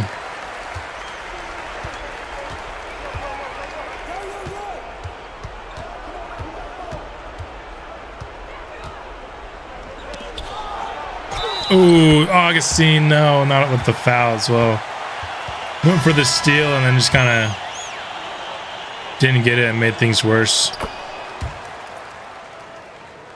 I thought Christian Davidson was trying to check in, I guess. Coach decided to change his mind. So we don't have Pope or Davidson here. This is where I want to see Lamont Powers do work. That was a really good drive. You got to get the finish, though. Beautiful hop step there. I thought he had enough room to finish.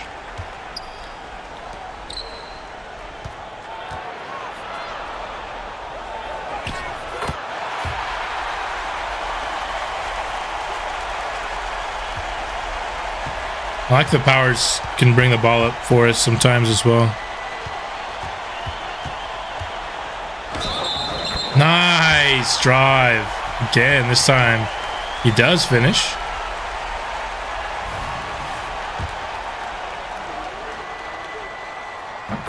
Completes the three-point play as well. Really like that play.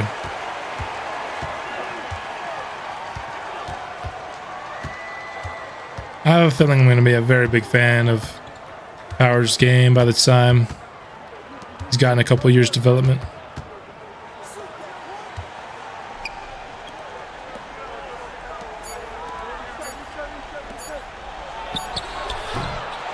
Just feels like we don't have a ton of rim pressure guys on the team, and Powers has the potential to be one of them, because like guys like Lowry and Pope should theoretically be better at rim pressure, but they like to pull up in the mid-range more than they like to get all the way to the rim. Their tendencies just aren't great.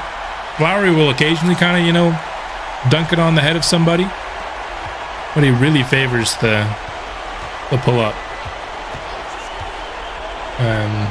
The same with Pope. Pope, off of a cut, you know, he'll slam it right on top of somebody, but he never does it off the drive. It's always either layup or pull-up mid-ranger for Pope on his drives.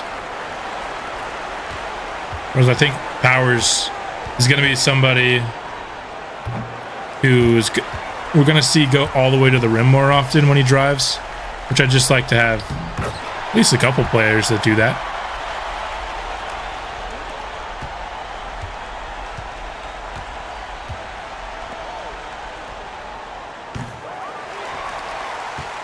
This game's gonna pretty much be wrapped up here. Probably take one more shot, but hopefully wait till the shot clock's coming down.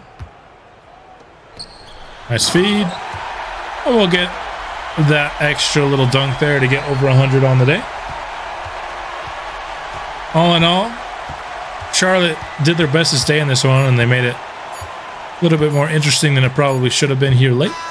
But Nashville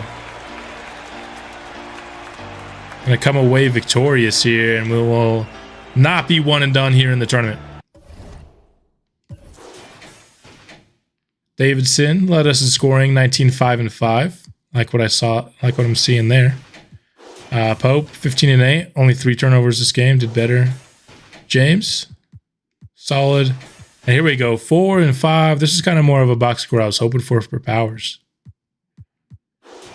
Tatum got himself. See, don't go against the Kings, who are just stacked rebounders, and this guy can actually rebound a little bit. This Theo Edwards guy, man, he can shoot. What's his? He's not even that good, but he did really well today. Really well. 20 rebounds for Herman Person. And there you have it. We will play the Clippers now. This is a team that I think will be fun to play here. They've got a couple of top 10 picks from last year. Jose Hernandez and Kelvin Fletcher. Their backcourt's really fun.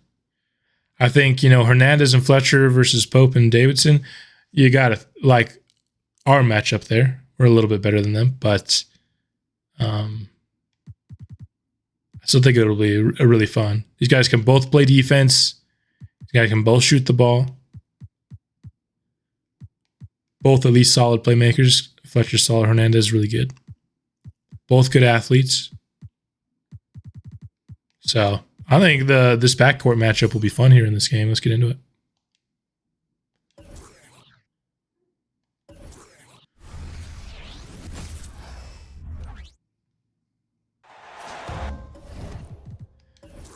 quickly go CPU and broadcast soon. And we're ready here for game number 3.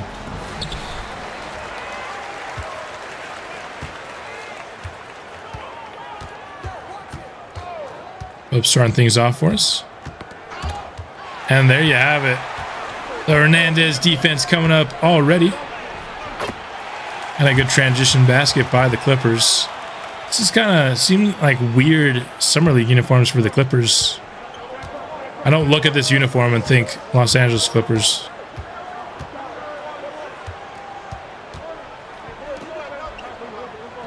They do have that one black uni. I don't know if they are using it this year, but they've used it as an alternate in the past, black. But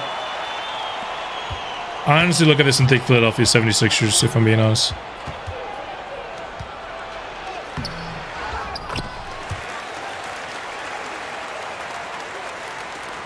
Got to be a little bit better on the board there.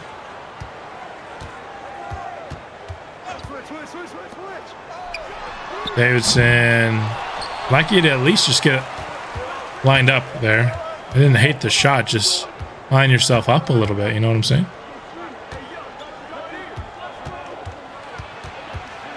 Jose Hernandez trying to drive in on Pope. Good defense. And that stupid push dribble animation again, dude. It's gonna drive me nuts.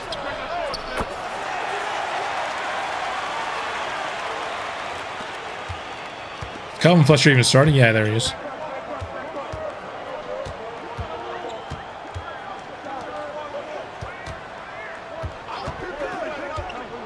Oh, step back. Too strong. I honestly felt like he had more space before he stepped back than after.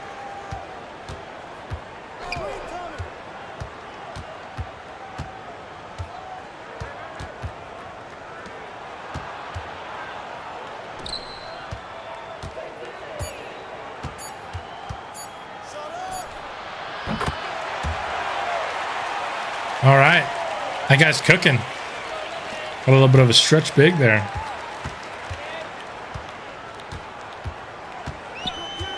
I guess he's their power forward.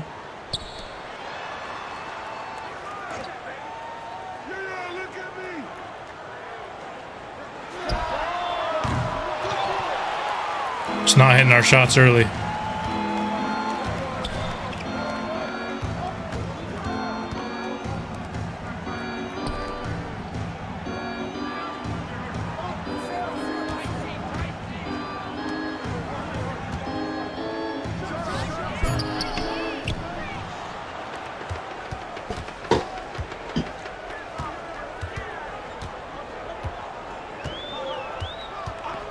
Screen for Pope. And we got to hit a shot. A shot on the board, so.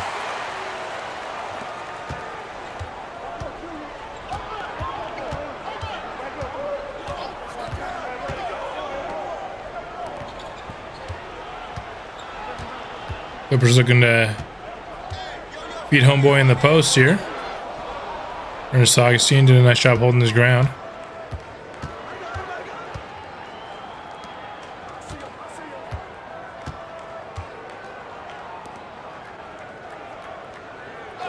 Davidson kicks it to Pope. I got a screen and roll. Shot clock coming down. Nice finish in traffic. Pick and roll works to perfection.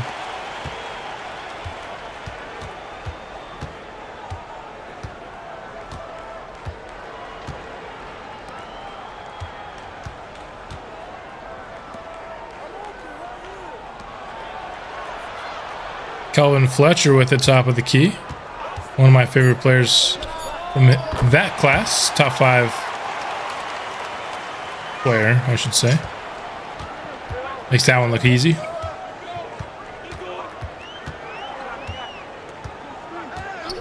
Or I might have had him 6th. He was right around the top 5 if he wasn't top 5. Ended up going at pick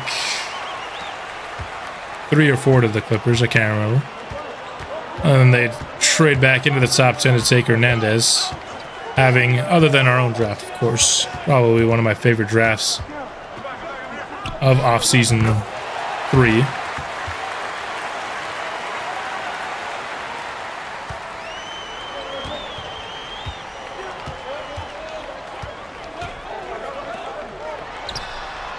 Davidson. Can't give him that much space.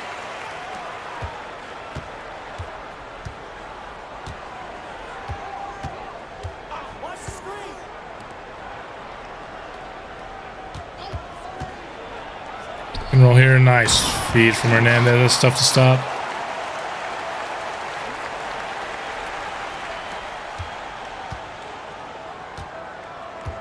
Hernandez is looking good here in year 2. Say that.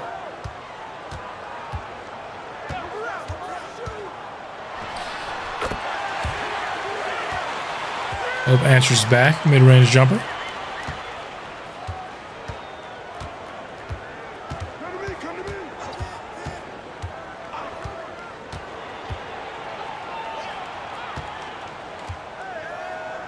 He's a big boy, 34. Got some rocked up arms there. Hernandez continues to impress here. Come on. Gotta get some stops. This is a tournament, baby. We don't want to be done after this game. Not my favorite look Davidson's got this summer league, I'll say that.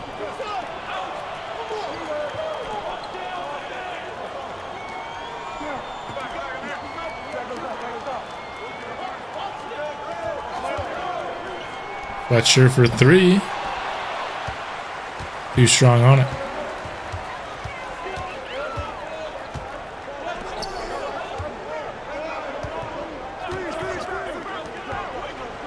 Davidson left alone. When he's been open, he's been hitting in this summer league. When he's missed, it's really because he's kind of taking contested looks. Or when he's not been able to get set, he'll miss it. Usually 2. Well, if he's open and he's set, Davidson's hitting the shot.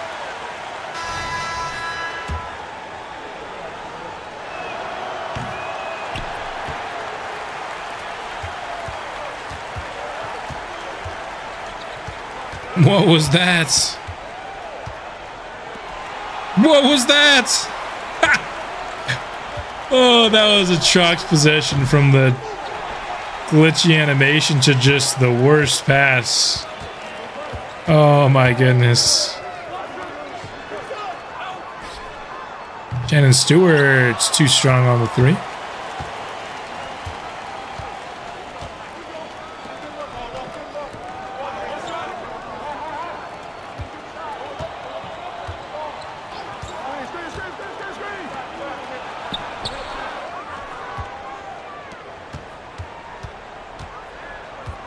Hudson here.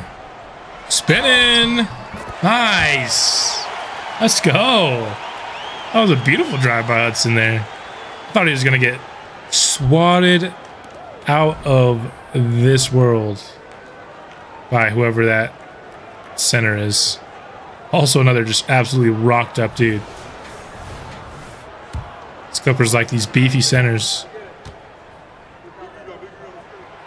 Well, that's their 2 guard? That dude right there. Senor Muscles. My goodness.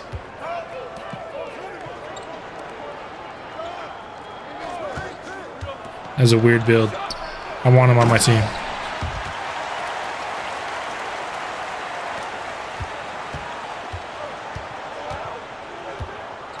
That's going to be my goal for our 2K25 franchise.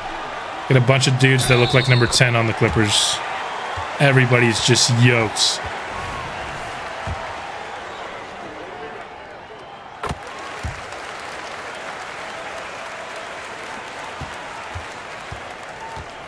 Be basically a football team playing basketball.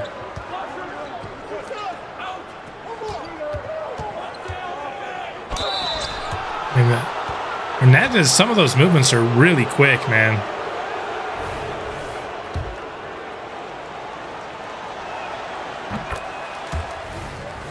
He was also another guy talking about Bobby Hickman from, the Kings game, where if we couldn't trade up, and I couldn't get Pope or Harvey, it was probably going to be Hernandez that we were going to end up with. And from what I've seen in this summer league game, I don't think I would have minded it that much. Of course, still very glad to have Malachi over him. He's been playing well today, man. He's gotten several steals. It's looking very quick out there. Making nice passes. And he's really been carrying this Clippers team here.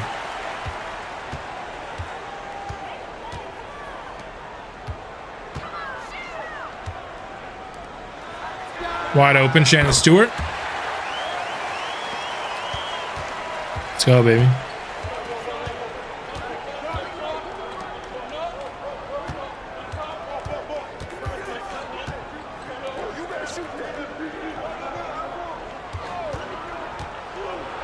The two rocked up guys on the Clippers doing a pick and roll together. Ends up working out.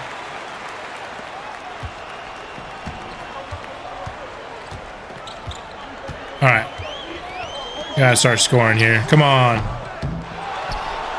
Our backup power forward's trash.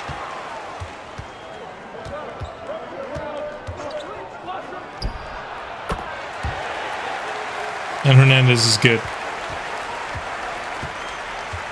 He's been really good in this game. Holy. What is up with our point guards just getting absolutely pickpocketed so many times in this summer league?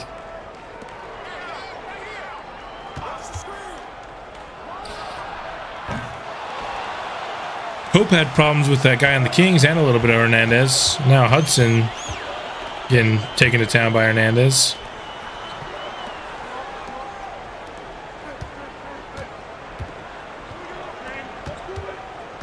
There we go. Oh my. Great offensive rebound, but yikes afterwards. We're down by 10 here with 40 seconds left here in the first quarter. We're gonna have some work to do to not be eliminated.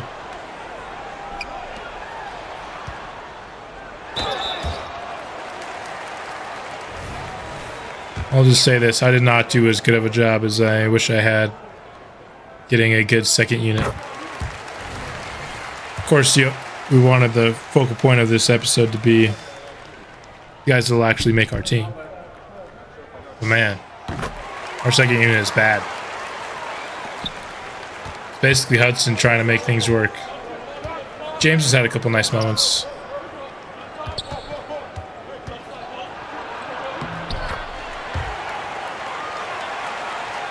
But we cannot stop either of these young second-year guards for the Clippers. James, not a bad look, but it's not going to go down.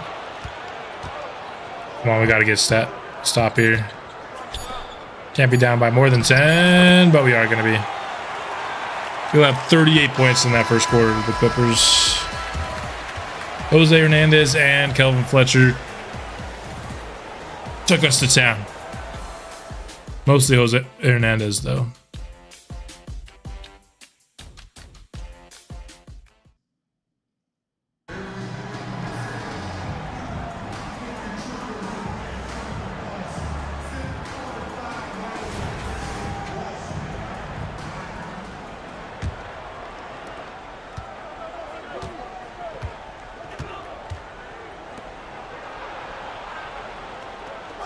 Here to start the second. We got most of our starters back in. Shannon Stewart starts with a block. It's a good start to the quarter. We capitalize off the big play defensively now with a bucket here on this end. Hope didn't like what he saw on that cutter play for Christian Davidson, and we're going to take a contested three.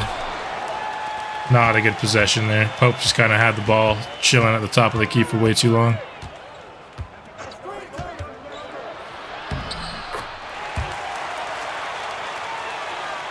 And cooked.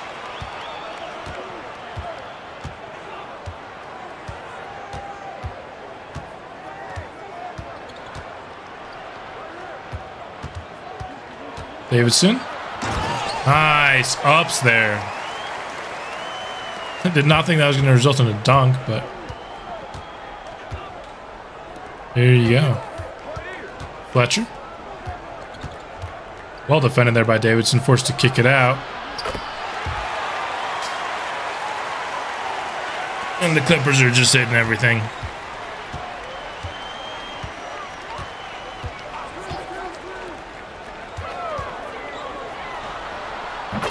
Nice. There we go. I like that. Let's get our actions running early on in the shot clock.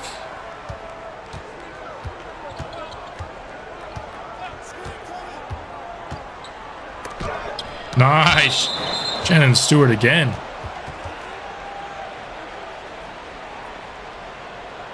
Got a couple of nice blocks here in the corner.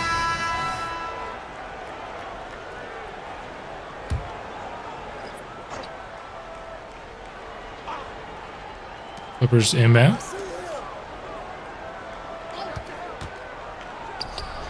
Just no effort to go contest that at all off the screen.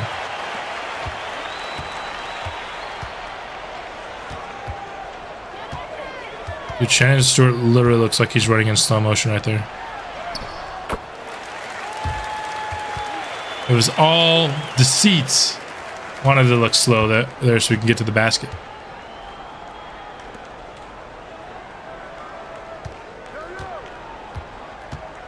Fletcher defended by Davidson. And once again, man, just the screen as absolutely erasing this defense. These are just warm-up jumpers for the Clippers right now.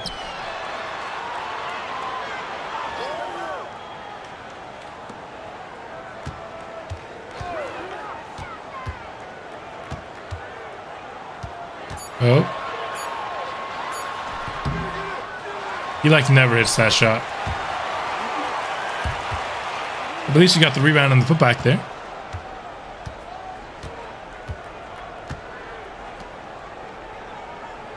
Fletcher all alone on the wing. There is a screen coming though. This is the guy that keeps erasing our dudes. I don't know if he has brick wall badge or something.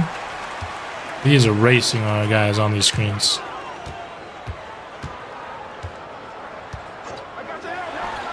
Davidson steps into the mid-ranger. No good. Stewart is back up and in. We're back to 10. But if we want to make any sort of comeback, we got to start getting stops, man. Good late contest there from Powers.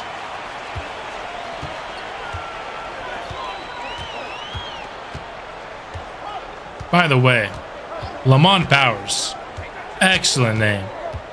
Probably second best name on the team. Behind Malachi Pope. Although, I was only thinking generated players. Moses Moody is also an excellent name. But those are easily the best three, if you ask me. Malachi Pope, awesome name. Lamont Powers, awesome name. And then Moses Moody. All great names. Stewart, nice finish. Here we go. We're getting back in this one.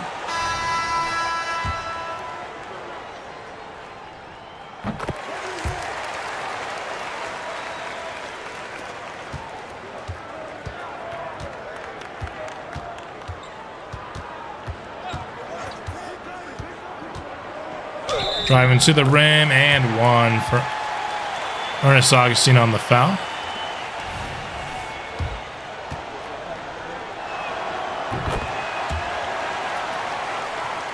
Three-point play is complete. It's back to 10 just like that.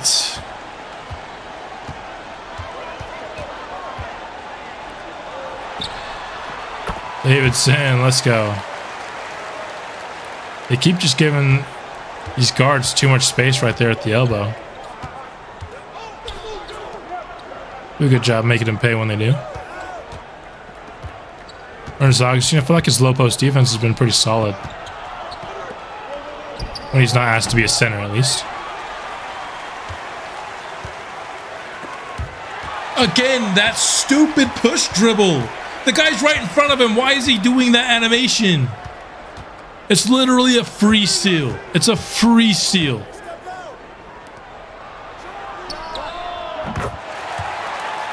That's so annoying, man. We could have... It's looking like there's going to be an easy bucket there, too, on that possession.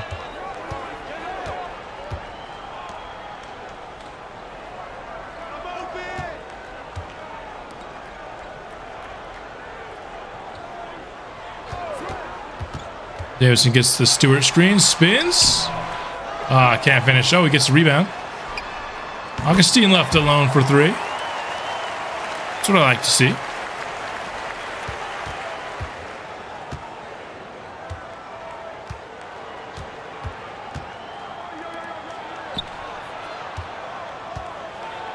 Inside, nice tip.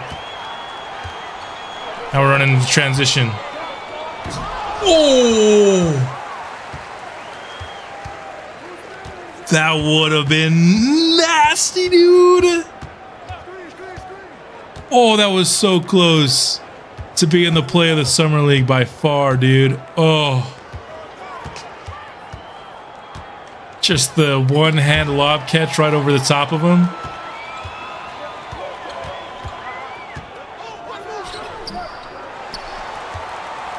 Not a fan of that.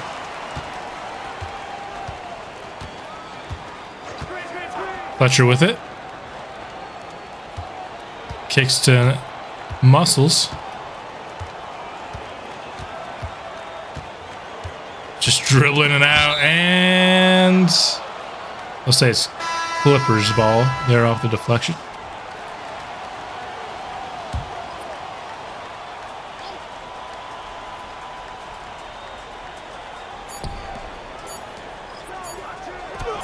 Hernandez back in the game. That three almost went in. We took Pope out. I honestly don't mind it. Pope's not been incredible here.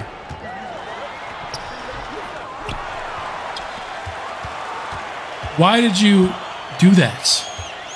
Either take the wide open shot like 2 feet back or go all the way to the rim. Don't get into his space where you're contested and then take the jumper.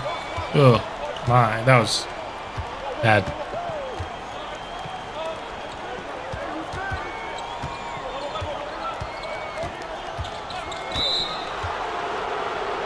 Illegal screen by Augustine, man.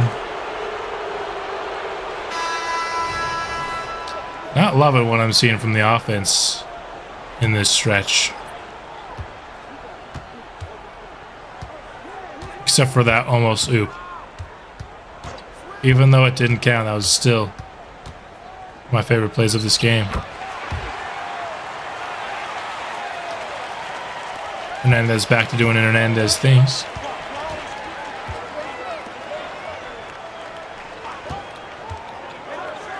James, let's go.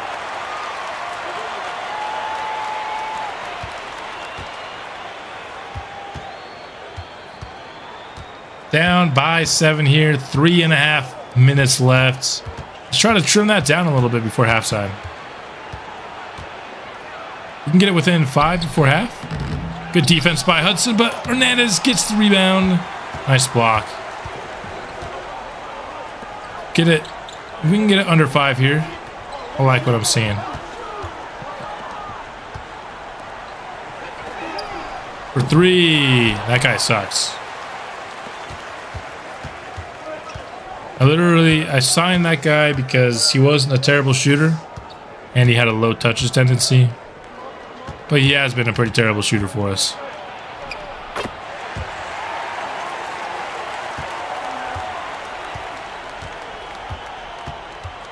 Had plenty of chances to come back into the game this quarter. Defense has really stepped up, but our offense now all of a sudden has just been trash, man.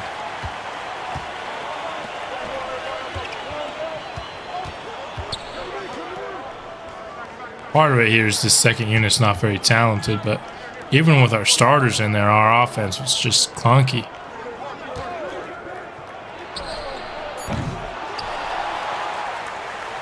All right, come on. Turn this into a quick bucket. Or just a regular bucket. Doesn't need to be quick. Sam, what was that shot? That was awful. Didn't wait for the screen to create any bit of separation. Just walked right up to Jose Hernandez and took the shot in his face.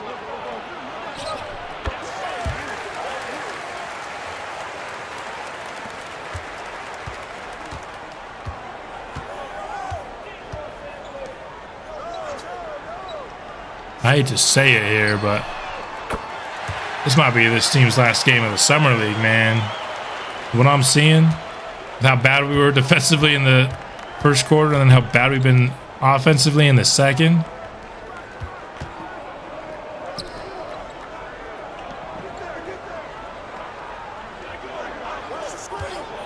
Need to have a good two-way quarter here in the third.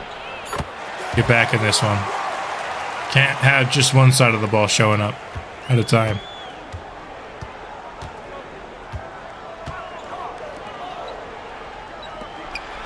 Nice feed. There we go. Need more positions like that. So just get an early action, get a good shot off of it. Or if you can't get a good shot off of it, you can have time to get more actions done.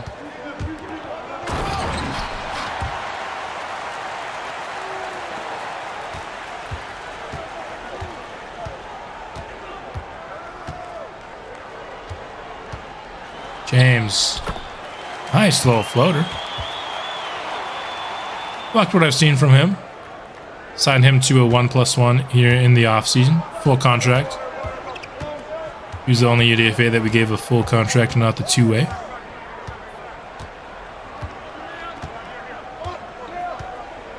Clippers gonna play for the last shot here. It's gonna be a pick and roll with Hernandez. And that's going to be off the mark. So we were down, what, 10 after the first quarter? No, 12. Got 3 points back there. Shannon Stewart's was our player of the half. It's not a good look. Hernandez pretty much tore us apart. 13-7. It is a little concerning that it feels like the best player of every game. I guess maybe not in the Charlotte game. It wasn't really a standout there. Although, yeah, that 30 guy scored 29. So it is a little bit concerning that it feels like the best player of every game has been on the other team and not our team. 4 steals as well. I mean, flipping Hernandez is on triple-double watch here, man.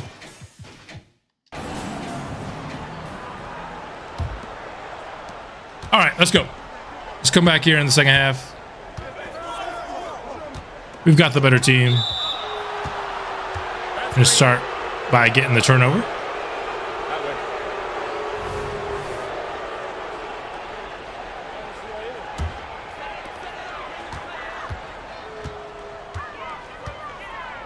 Need to see Pope take over. Thought having him on the Summer League team was going to mean that we were going to be overpowered. Pope's just been good. Hasn't really taken over any of these games like I feel like he should be able to.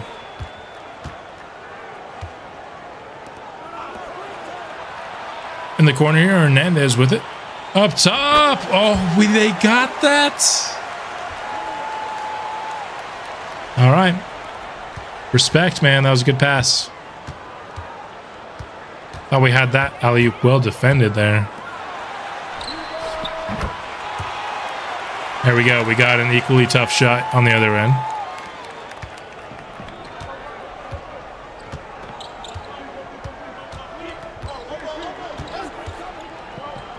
Hernandez. Too much space top of the key.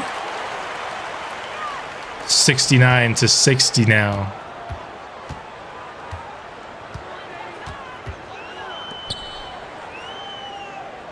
I post for Pope. Howard's going to come set the screen, but we're starting our action with 10 seconds left on the shot clock, man. Works out for us there. As Powers hits the shot. I just want to get these actions going sooner into the shot clock. So we have time to run multiple. Another illegal screen there, forced by Pope. Maybe a little bit of selling there from Pope to try to get the call. A little bit of acting.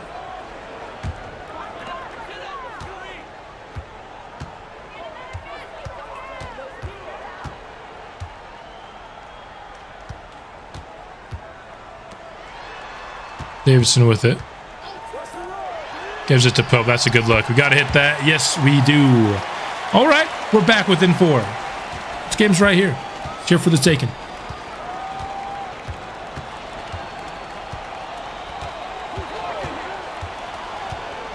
Hernandez off the dribble.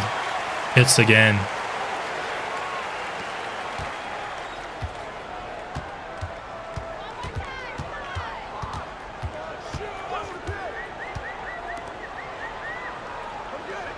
Davidson awaits the screen.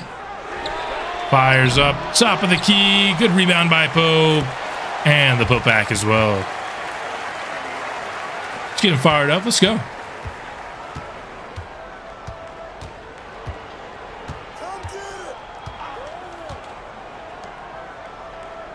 Trying to keep our summer league season alive.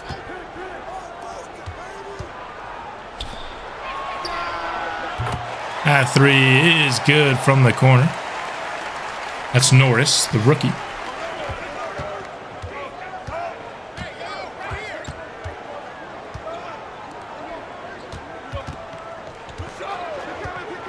Hand off here to Davidson.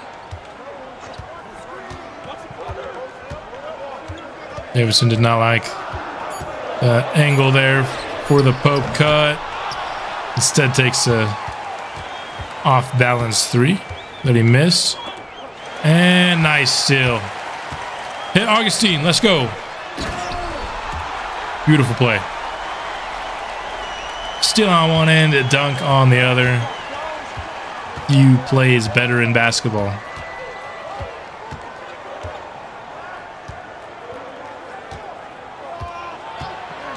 Hernandez driving in on Pope. Malachi held his ground. All right, we could bring this back to a one-basket game. The score here. It's going to be pick and roll. Nice feed. And the and one with it. Let's go. Comeback is happening, ladies and gentlemen. From down 12 to down 3 with a free throw coming as well.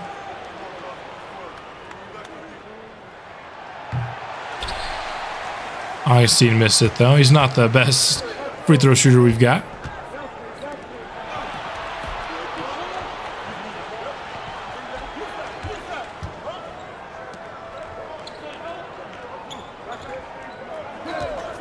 Hernandez gets the screen, pulls up from 3. This guy's insane.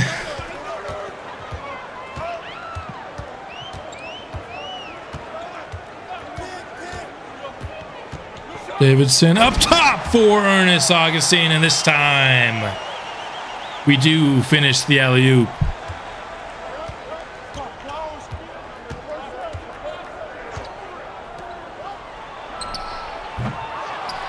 Good effort there to the contest by Powers. I like that. Going for the oop again. Augustine never jumps. But we got the dunk and we're within 2. Let's get a stop.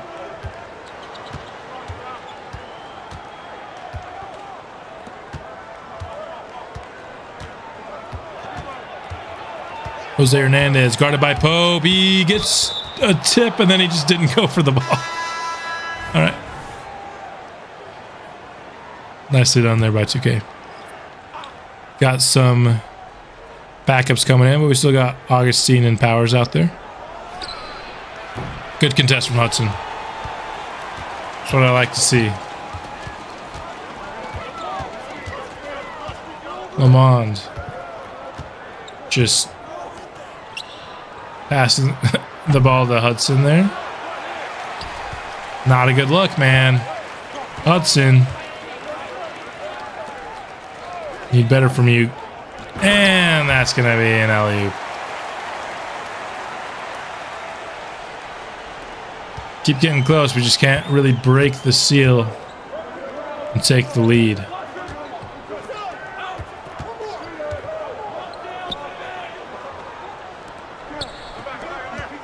Passing the ball around. Got a wide open shot for James, and that one is good. All right. Now we're down to a 1-point deficit. Fletcher on the drive. Another stop. Here we go. Can take the lead with the basket here. Hudson all the way coast to coast. And gets the dunk.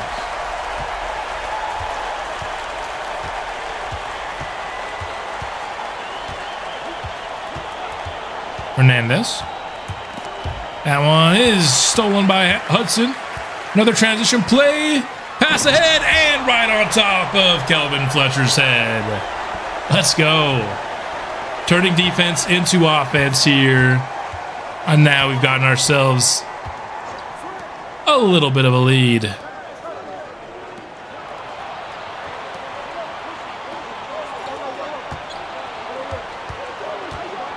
Handoff.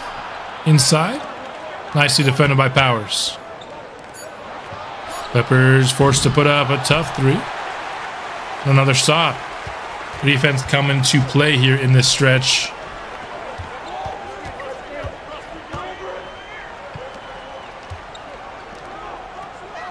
Augustine off the catch. A little too much mustard on that three.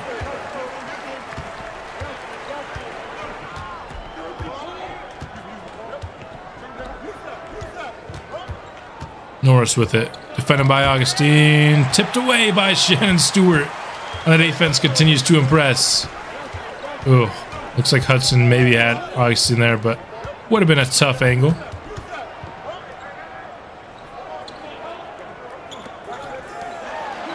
Hudson for a three. Let's go, baby.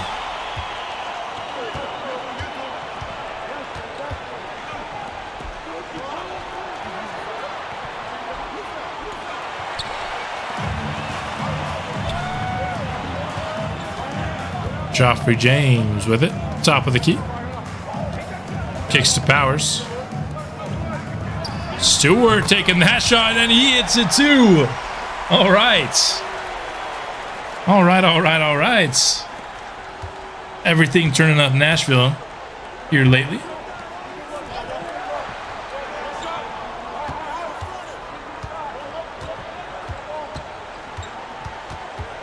Hernandez, that one's stolen again. How many steals have we had in like the last 3 or 4 minutes? Great pass inside, and Powers right over the top of his defender. Not only are we playing great defense, but our transition work has been excellent as well.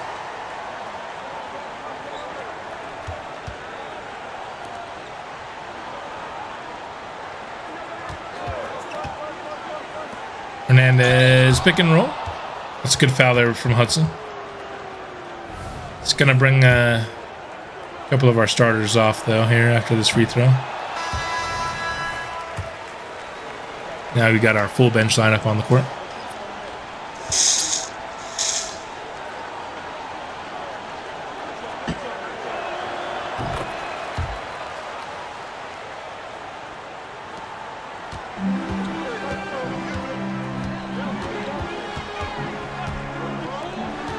James takes the three on the wing, and he's hit it. What a turnaround here in this third quarter.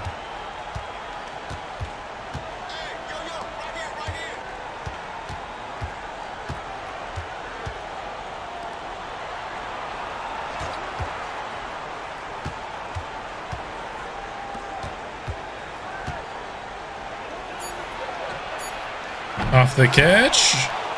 No good there. Quick three in transition to much to the left there.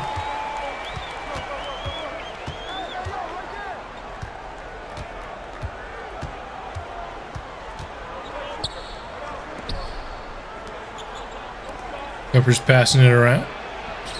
Feed their center down low. And he gets the bucket.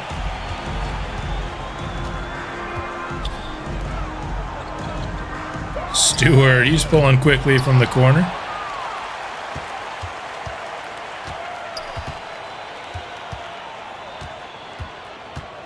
Got under a minute left here in the quarter.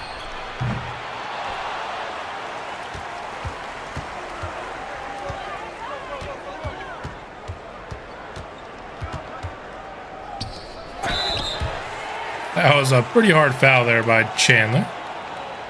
Third of the game.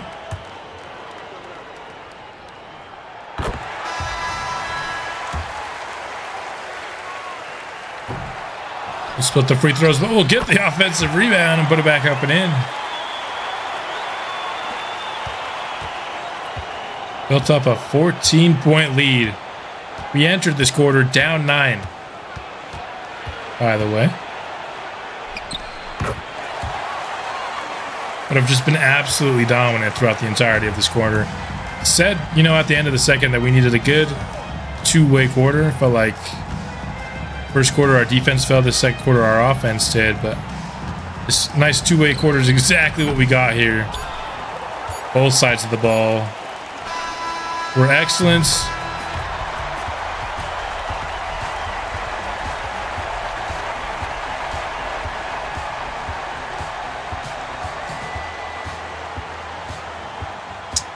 What was I saying? Both sides of the ball were excellent, and we took the lead back for ourselves.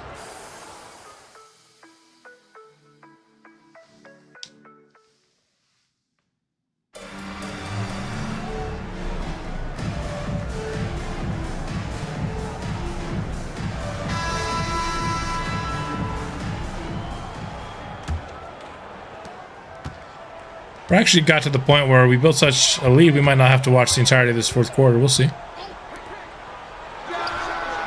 We started off with a 3.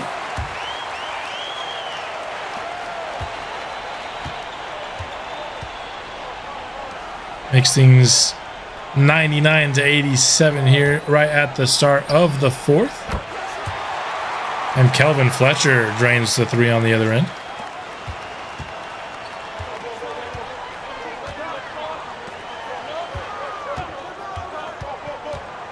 James takes that shot. Free throw line extended.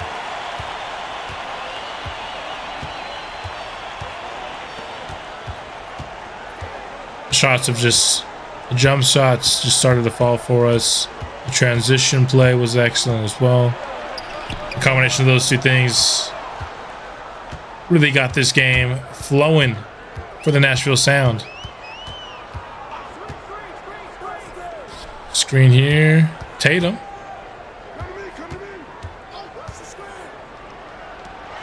Finds Pope. Just rimmed out on the 3. Still have yet to see that great Pope stretch here in the Summer League that I just thought we were going to get for sure.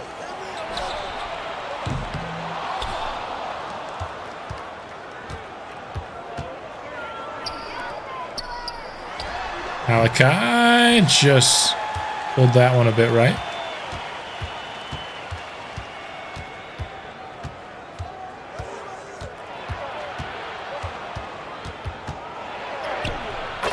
Fletcher.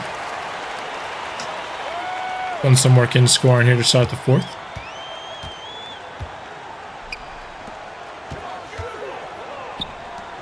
Feed down low to Tatum. We're swinging the ball around the horn. There we go. Found the right man. Pope just is not on the money right now.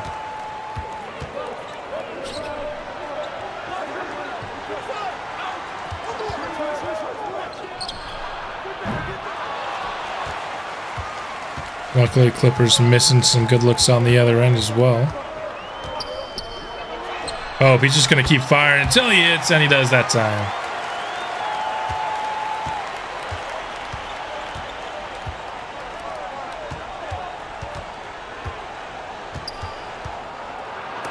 Muscles goes into the lane. It's blocked, but recovered by Clippers. Nice pass ahead in transition, and the three is finished off.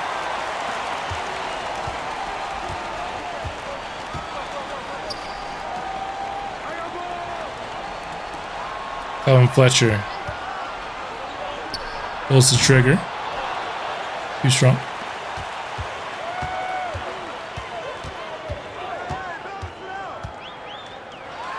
Malachi, there we go. He's starting to come online here a bit. Leads up to 17. Getting close to the time to maybe start super simming a bit. Sim casting a bit. Calvin Fletcher here having himself a quarter. As is our backup power forward here. That's his third three of the quarter already. Before, like, really, he hit a three before this quarter. All of a sudden, he just hits three.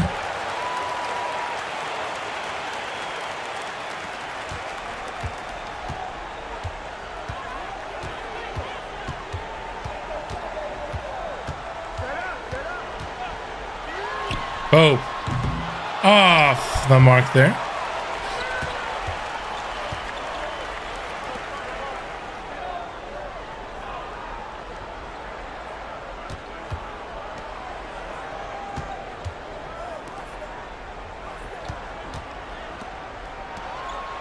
Clippers passing things around. And that one's stolen away. In transition, Malachi's just pulling it, even with the guy right in his face. Gotta love the irrational confidence.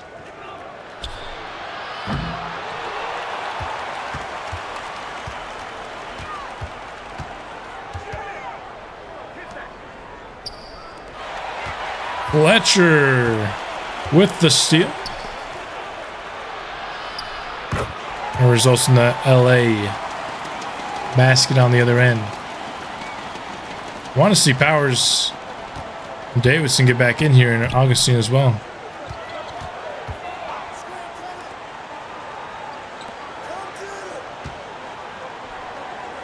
As much as I love Malachi Pope just kind of taking over a unit by himself, I do like to see these other guys play as well.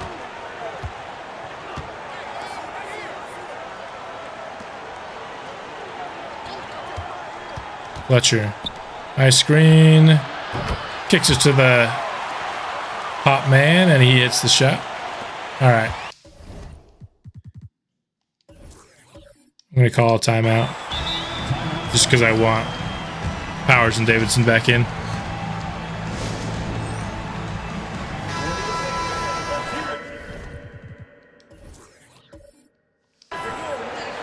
Here we go.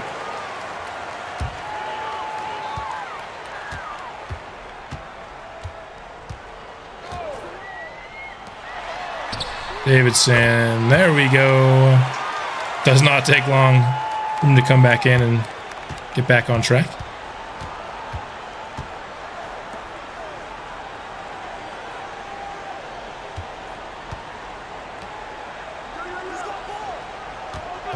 Hernandez, pick and roll, finds his roll man, who absolutely fooled Ernest Augustine on that pump fake.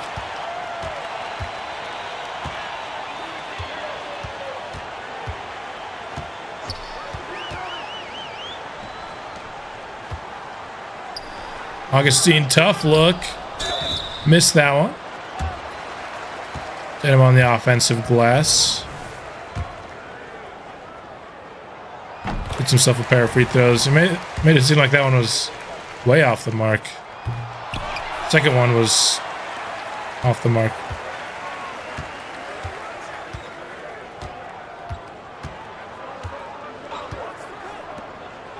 That one, catch and shoots. Too much space there on the perimeter.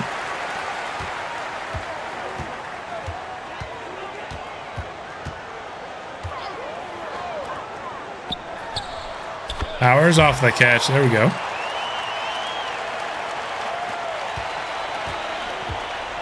by 14, 4.5. I think we can try to start getting to this next game here.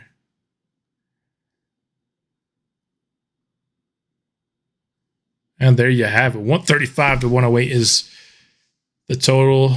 20 and 10 here from Davidson. And then another double-double here. We got two guys with 10-plus assists in this game. Did a great job sharing the wealth today. This is Viana's best game by a mile. 13 points on 8 shots for Powers is really efficient. So we move on to round number 3 here of the postseason. We're going to take on the Dallas Mavericks. Do they have anybody interesting to watch? Who's bringing them? Oh, Dante Lloyd. I remember Dante Lloyd. I like me a Dante Lloyd. Got Enrique Herrera.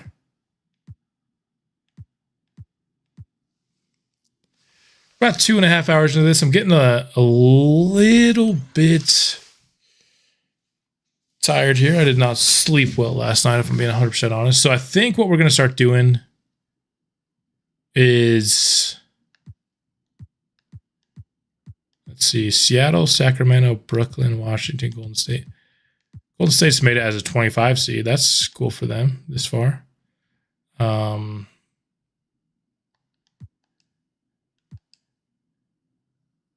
Ernest Augustine has shin splints coming out of that game. Well, let's go ahead and take a look at our rotation. Honestly, what I might do is this.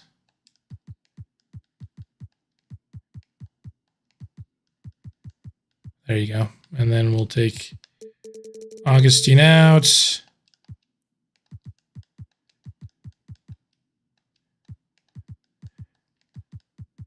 And let's see. What position is Clark? Center, power forward. This guy's a small forward. Okay, so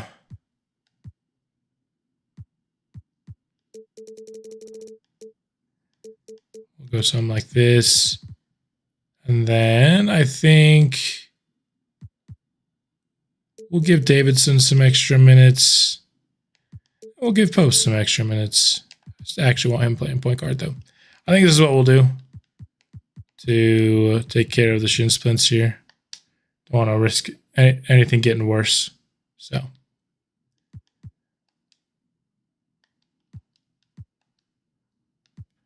And then Philly makes it as well. Harvey. Could see a Pope versus Harvey next round. I think what we're going to start doing is I'm going to start simcasting the beginning of these. Just so we can try to get through everything. And like I said, I'm getting a little bit tired here. So, and then if it's close, we'll hop in to the second half. Go a little bit faster here through the first quarter. Pretty close game here through 3. So I think, yeah, we'll watch the second half of this game. Bada bing, bada boom. And let's jump in. Up 3 here to start the second half.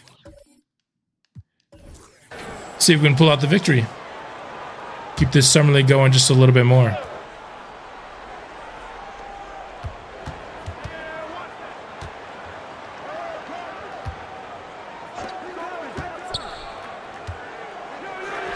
Sam Hudson, that's a start. That's a start.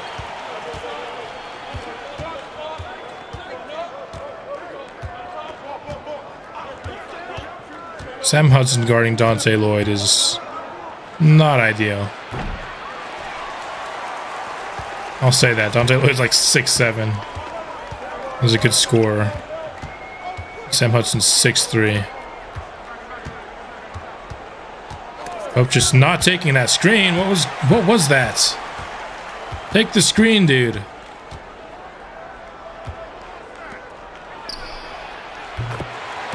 That was awful by Pope. Game's tied up.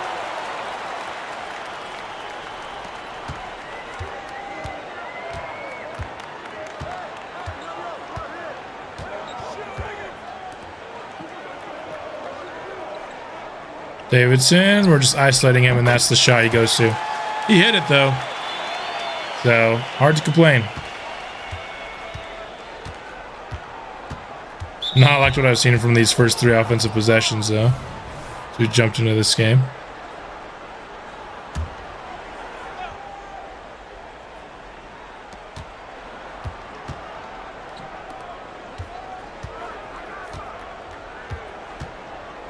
Pope defending. Screen from the wing, and a nice pull-up jumper.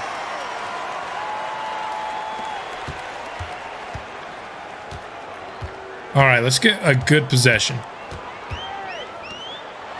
That's a good shot. Except Pope needs to... You have time to square up on it.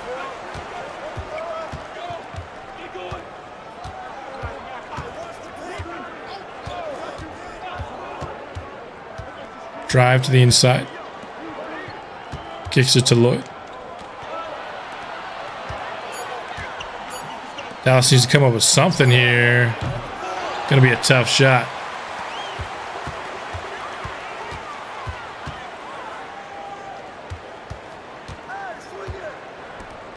Powers.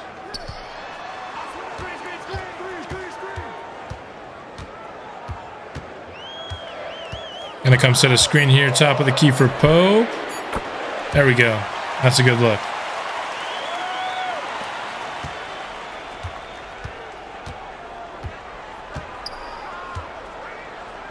That one nicely done by Hudson to jump the passing lane, and we get the bucket in transition. Good passing.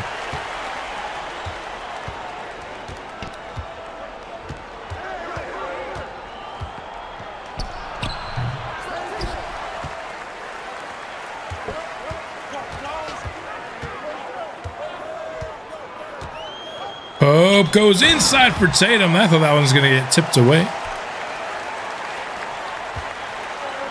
What a nice play by the young point guard.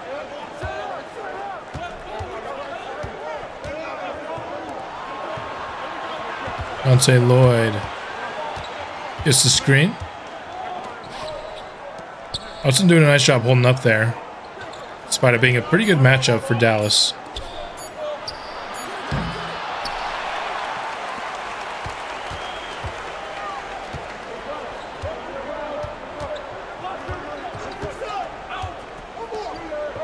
Up on the wing. Just screen from Tatum. Off the mark.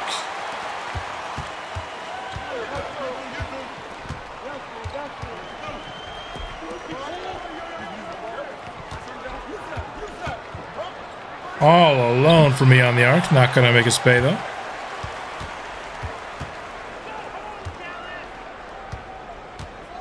Good transition defense, though, so couldn't find anything worth taking. And Powers all alone under the basket there.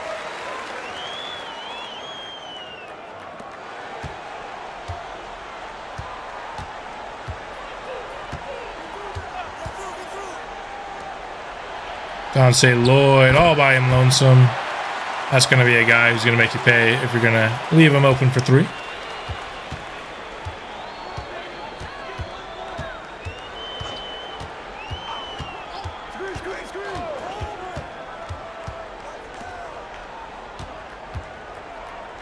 Oh, nice leaner. Shot's starting to fall for us.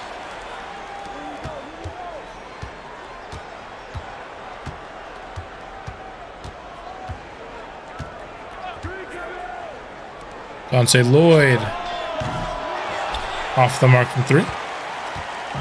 Davidson on the board, but no pass ahead there in transition. We're going to try to hit Tatum, but it's tipped away.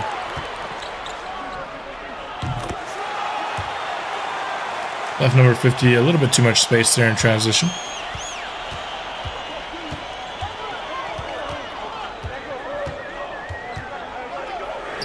Davidson taking a wild 3.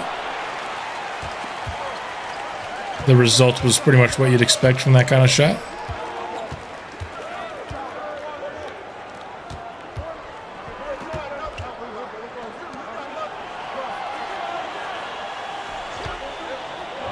Dante Lloyd. Getting lucky that he's missing a few of these threes. They're not super easy, though, in our defense.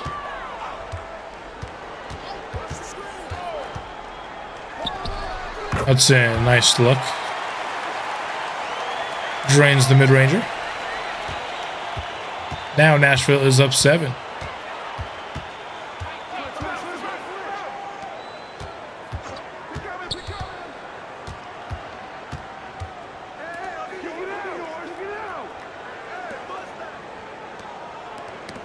Passing around the horn, tipped away. High powers. Ball stays with Dallas here.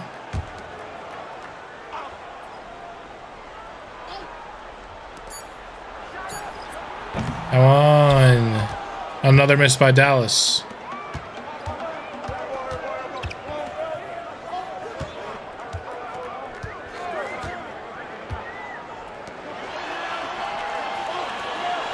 Pope with it. Gets the screen from Shannon Stewart, who grabs the board and puts it back up and in.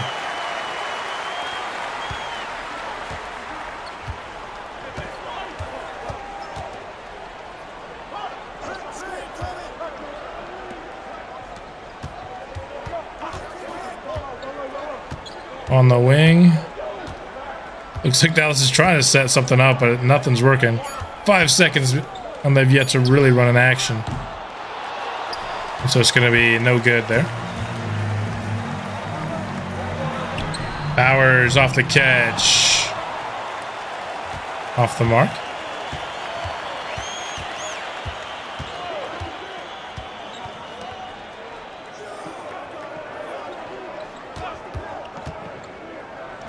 Too much space beyond the arc there. Davidson could not fight through the screen.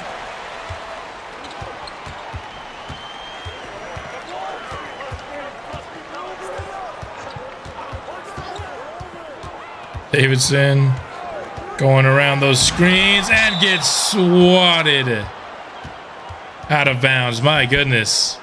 Davidson off the side of the backboard too. Oh my, that was a little embarrassing. You got smokes there.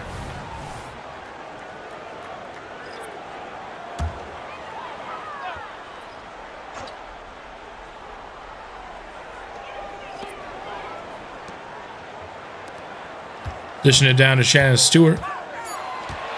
He's in the post. Shot clock coming to close, and we get a couple of free throws. First one's no good for Stewart.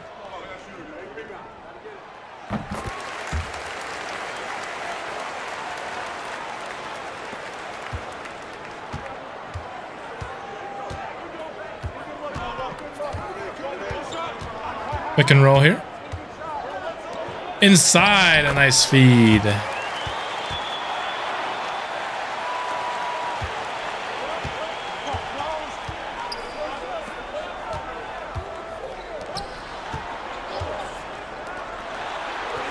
Godfrey James, that's a good look, and he drills it. We're up 8.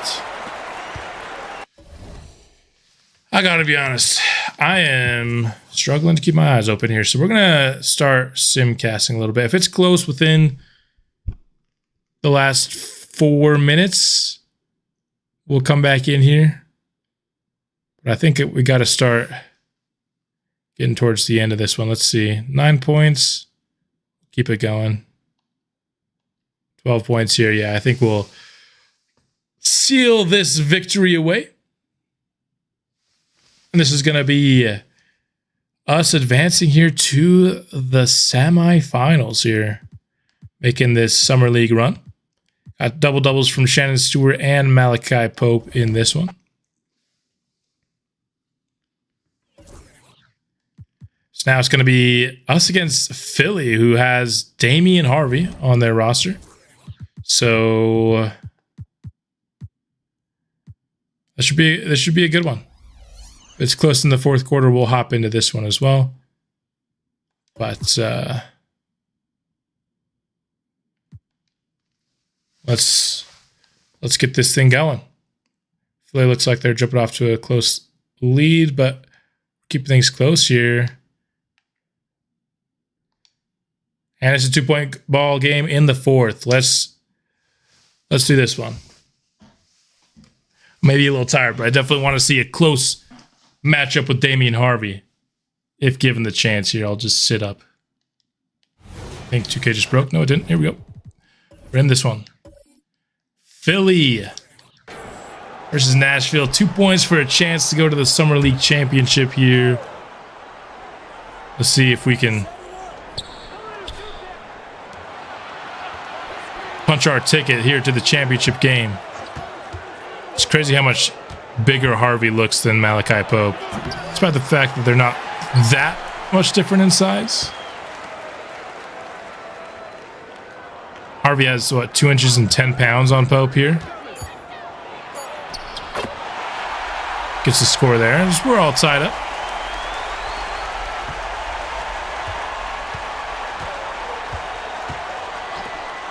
Davidson all alone beyond the arc. Deep shot, but he certainly has the capability to hit the deep ones. He's given the room.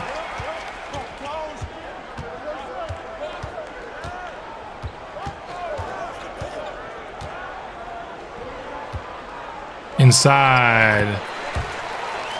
Lamont Powers was right there, but it didn't matter on that one.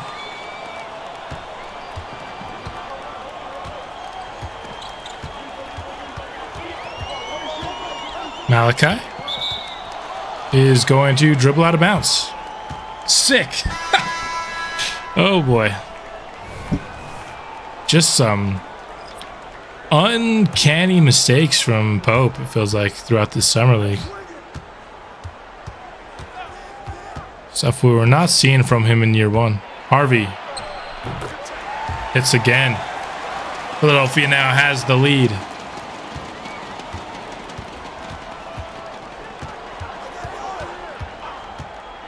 Setting up a play for Pope. He's firing off the catch, but he put too much on it.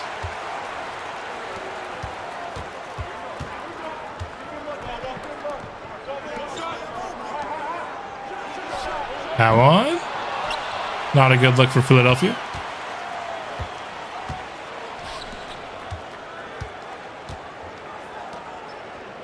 Pope with it on the elbow. It's like we're setting up a play for Powers. It's going to be a pick and roll. Pope off the mark again, and Powers can't quite get the rebound.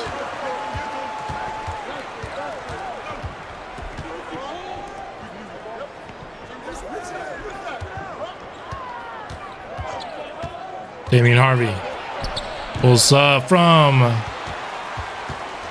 that corner free throw spot. Missed that shot.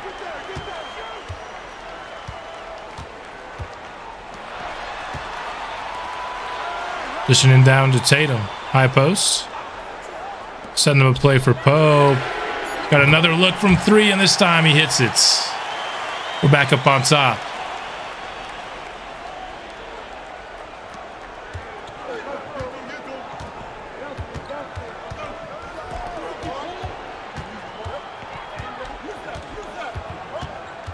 Spinning inside. Solid look there by Hudson. Did just enough to force the miss.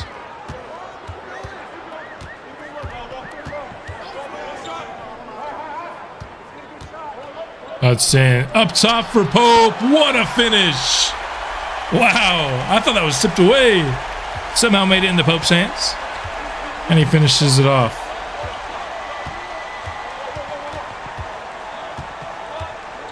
Sam Hudson guarding. 22's got a little bit wild haircut.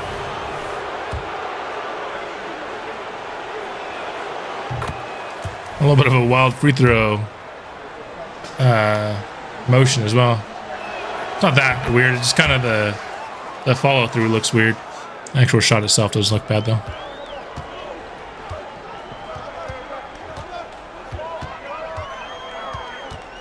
Malachi. This is Tatum.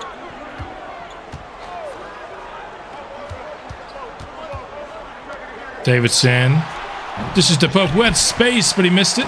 Tatum on the offensive board.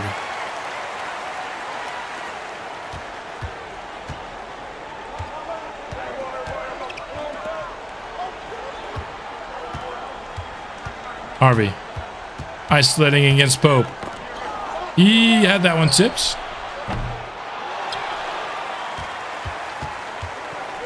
Nashville going the other way.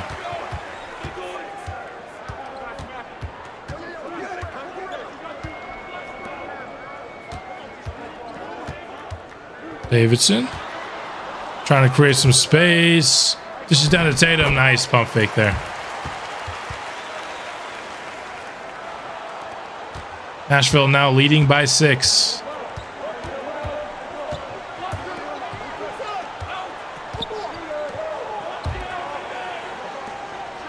Into the corner, catch and shoot opportunity.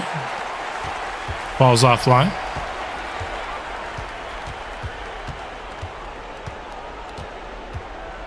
Hudson steps back, pumps twice. She got the man to fall for the second one. Tatum, though, putting in some work down low. Like to see it from the big man.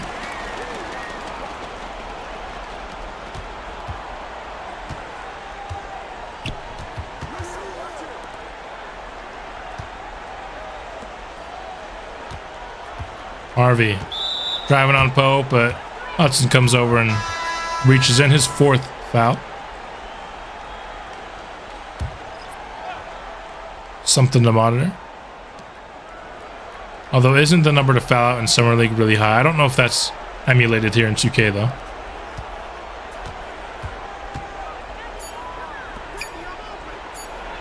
Pass to the baseline. That's good after a couple of pump fakes.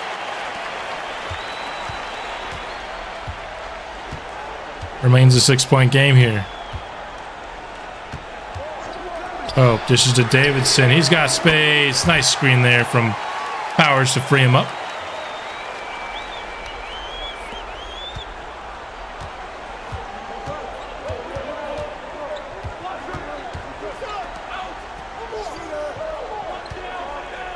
Davidson defending here on the perimeter, doing a good job of it. Forcing the kick out. Philadelphia gets the 3. The end of all that, despite Davidson being right there.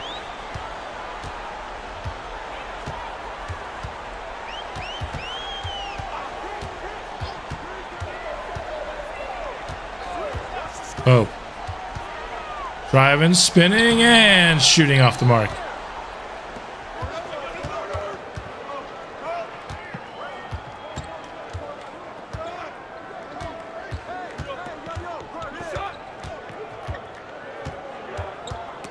Damian Harvey, he's almost stolen, but Pope had to step out of bounds with the steal attempt.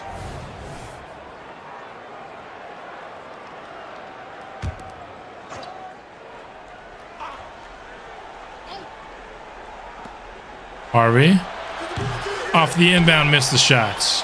Got a little lucky there. That was a really clean look for him.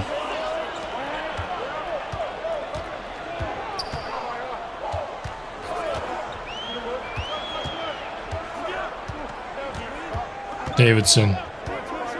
It's a screen from Pope. And slithers his way inside for 2.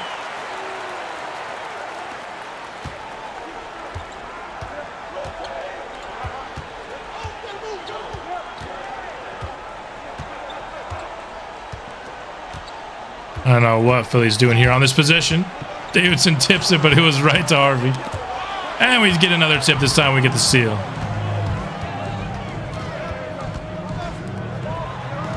Hudson off the pump fake, goes inside.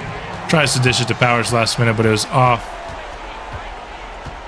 the mark on the pass. Results in a turnover.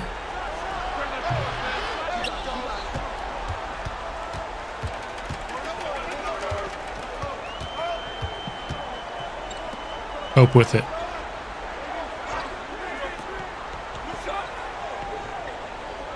Waits the Powers screen. Fires off of it. That shot is pure. 10-point lead here, 3.5. We've slowly built up this lead.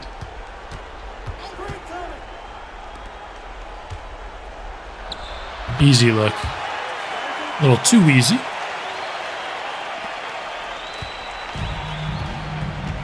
Hudson bringing up the court the other way. Hands off to Pope. Hudson off the mark from 3. If Philly's going to come back, it's got to be now. And a nice defensive effort from Pope there. Making that a tough look for Harvey.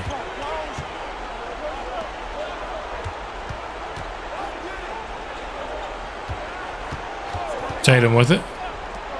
Dishes to Pope beyond the arc. Oh, rimmed around and out. We got the steal. Getting the ball right back. From the corner, Malachi. Dishes inside and it's stolen again. Some sloppy basketball here late in this one.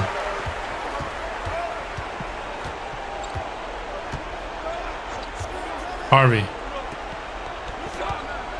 To the wing. Harvey with it, trying to dribble past Malachi Pope. But Pope stays home. Bucket here could really probably seal this deal, and Pope is gonna hit it. 10-point lead. Under 2 minutes left. Harvey needs to come up with something here. He's gonna get a screen. Dishes it off, and Philly gets the basket. Probably took a little bit too long on that possession, though. Pope. Don't say that's a charge. Okay, it's not.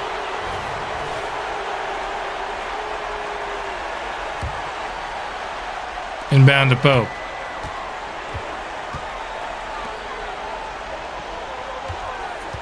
Hudson.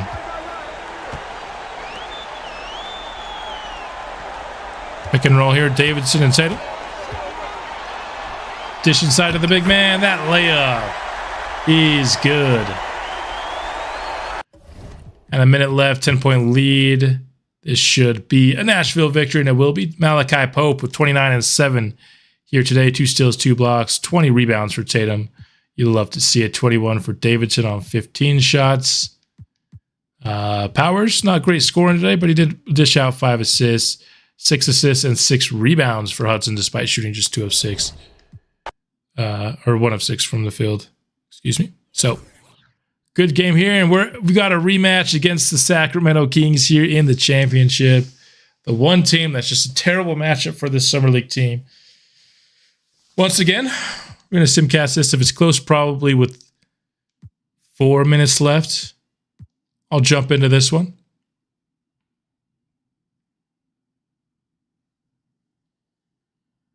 Sacramento has held a lead for the majority of this game. Got a 14-point lead now. If we can salt away at this a little bit, we can jump in. But, geez, we are getting smoked. Yeah, I mean, it's 18 points, 2 minutes left. So we're going to end up going to the Summer League Championship, but getting smoked by the Kings in it. So got little Summer League run. I bet probably Mullins was the difference. There was, somebody in chat who said he got the easy dub with Mullins. Having Mullins against the Kings makes a big difference for sure. So all in all, a really good Summer League run. Let's go ahead and finish off this episode by just taking a look at what everyone did here in the Summer League for us. We ended up getting 24 points a game, 2.5 rebounds, 8.5 assists from Malachi Pope with 3.1 turnovers, 1.7 steals as well. He shot 57% and 49% from 3. So he was just really, really good all throughout the Summer League. Davidson looks like he got hurt. Pulled right calf muscle. Hopefully he'll be good to go start the regular season here. Christian shot 49%, both from the field and from 3 here. Powers would end up averaging 12.5 points, 3 rebounds, 3 assists, shot 53% 43% and 39% from deep. James showed off why we signed him as a UDFA. Was a really good 3-point shooter. Desmond Tatum out here averaging 11 rebounds a game. That's kind of why he was the guy that we signed with our 2-way contract. Like centers that can affect the boards here. Hudson, 11 points, 2.5 rebounds, nearly 4 assists. Didn't shoot all that great. Was taking some pretty questionable shots. And there you have it. Overall, I think what I learned in this summer league is that I think, at least to start the year, Moses Moody's going to start. I think Powers will play the backup 3. Christian Davidson will play the backup 2. Both of these guys will be getting plenty of minutes. They'll probably lead us in minutes off the bench. And it's not that I didn't like what I saw from them at all. I just really like what we have in Moses Moody. And I don't think either of them was so good that we can't have them come off the bench to start this season. Really like what you see from Pope. We'll see how that translates here to the regular season. So let's can we finish here? We'll just have CPU adjust this for now. It's all good. And we are ready to pretty much advance to the next season. Of course, we'll auto-generate these rookies. And we've got opening night on the road against the Brooklyn Nets, which is what we're going to be doing next episode, which will be coming out on Tuesday. In terms of what our rotation is and everything, that's going to be something that I set here between now and then.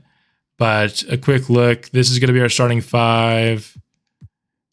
Pretty much it. They've got everything right. We just need to adjust the minutes and make sure we do the timelines so that we always have 2 of our starters on the floor at all times.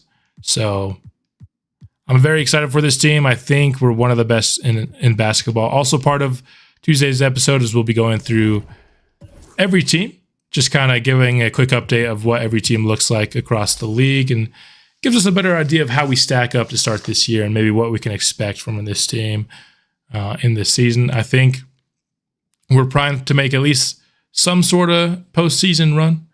You know, I don't know if we're quite yet that finals level team, but I think we are one of the better teams here in the Eastern Conference. But thank you guys for tuning into this stream. It's the first I ever done. Special thank you to Chase and SGS Cody who are hanging out with me in the chat. Makes these streams a lot more fun to do when we can kind of talk some Nashville Sound basketball with some of the subscribers of this channel, and really liked being able to chat with you guys here today. But that's all I've got for this stream.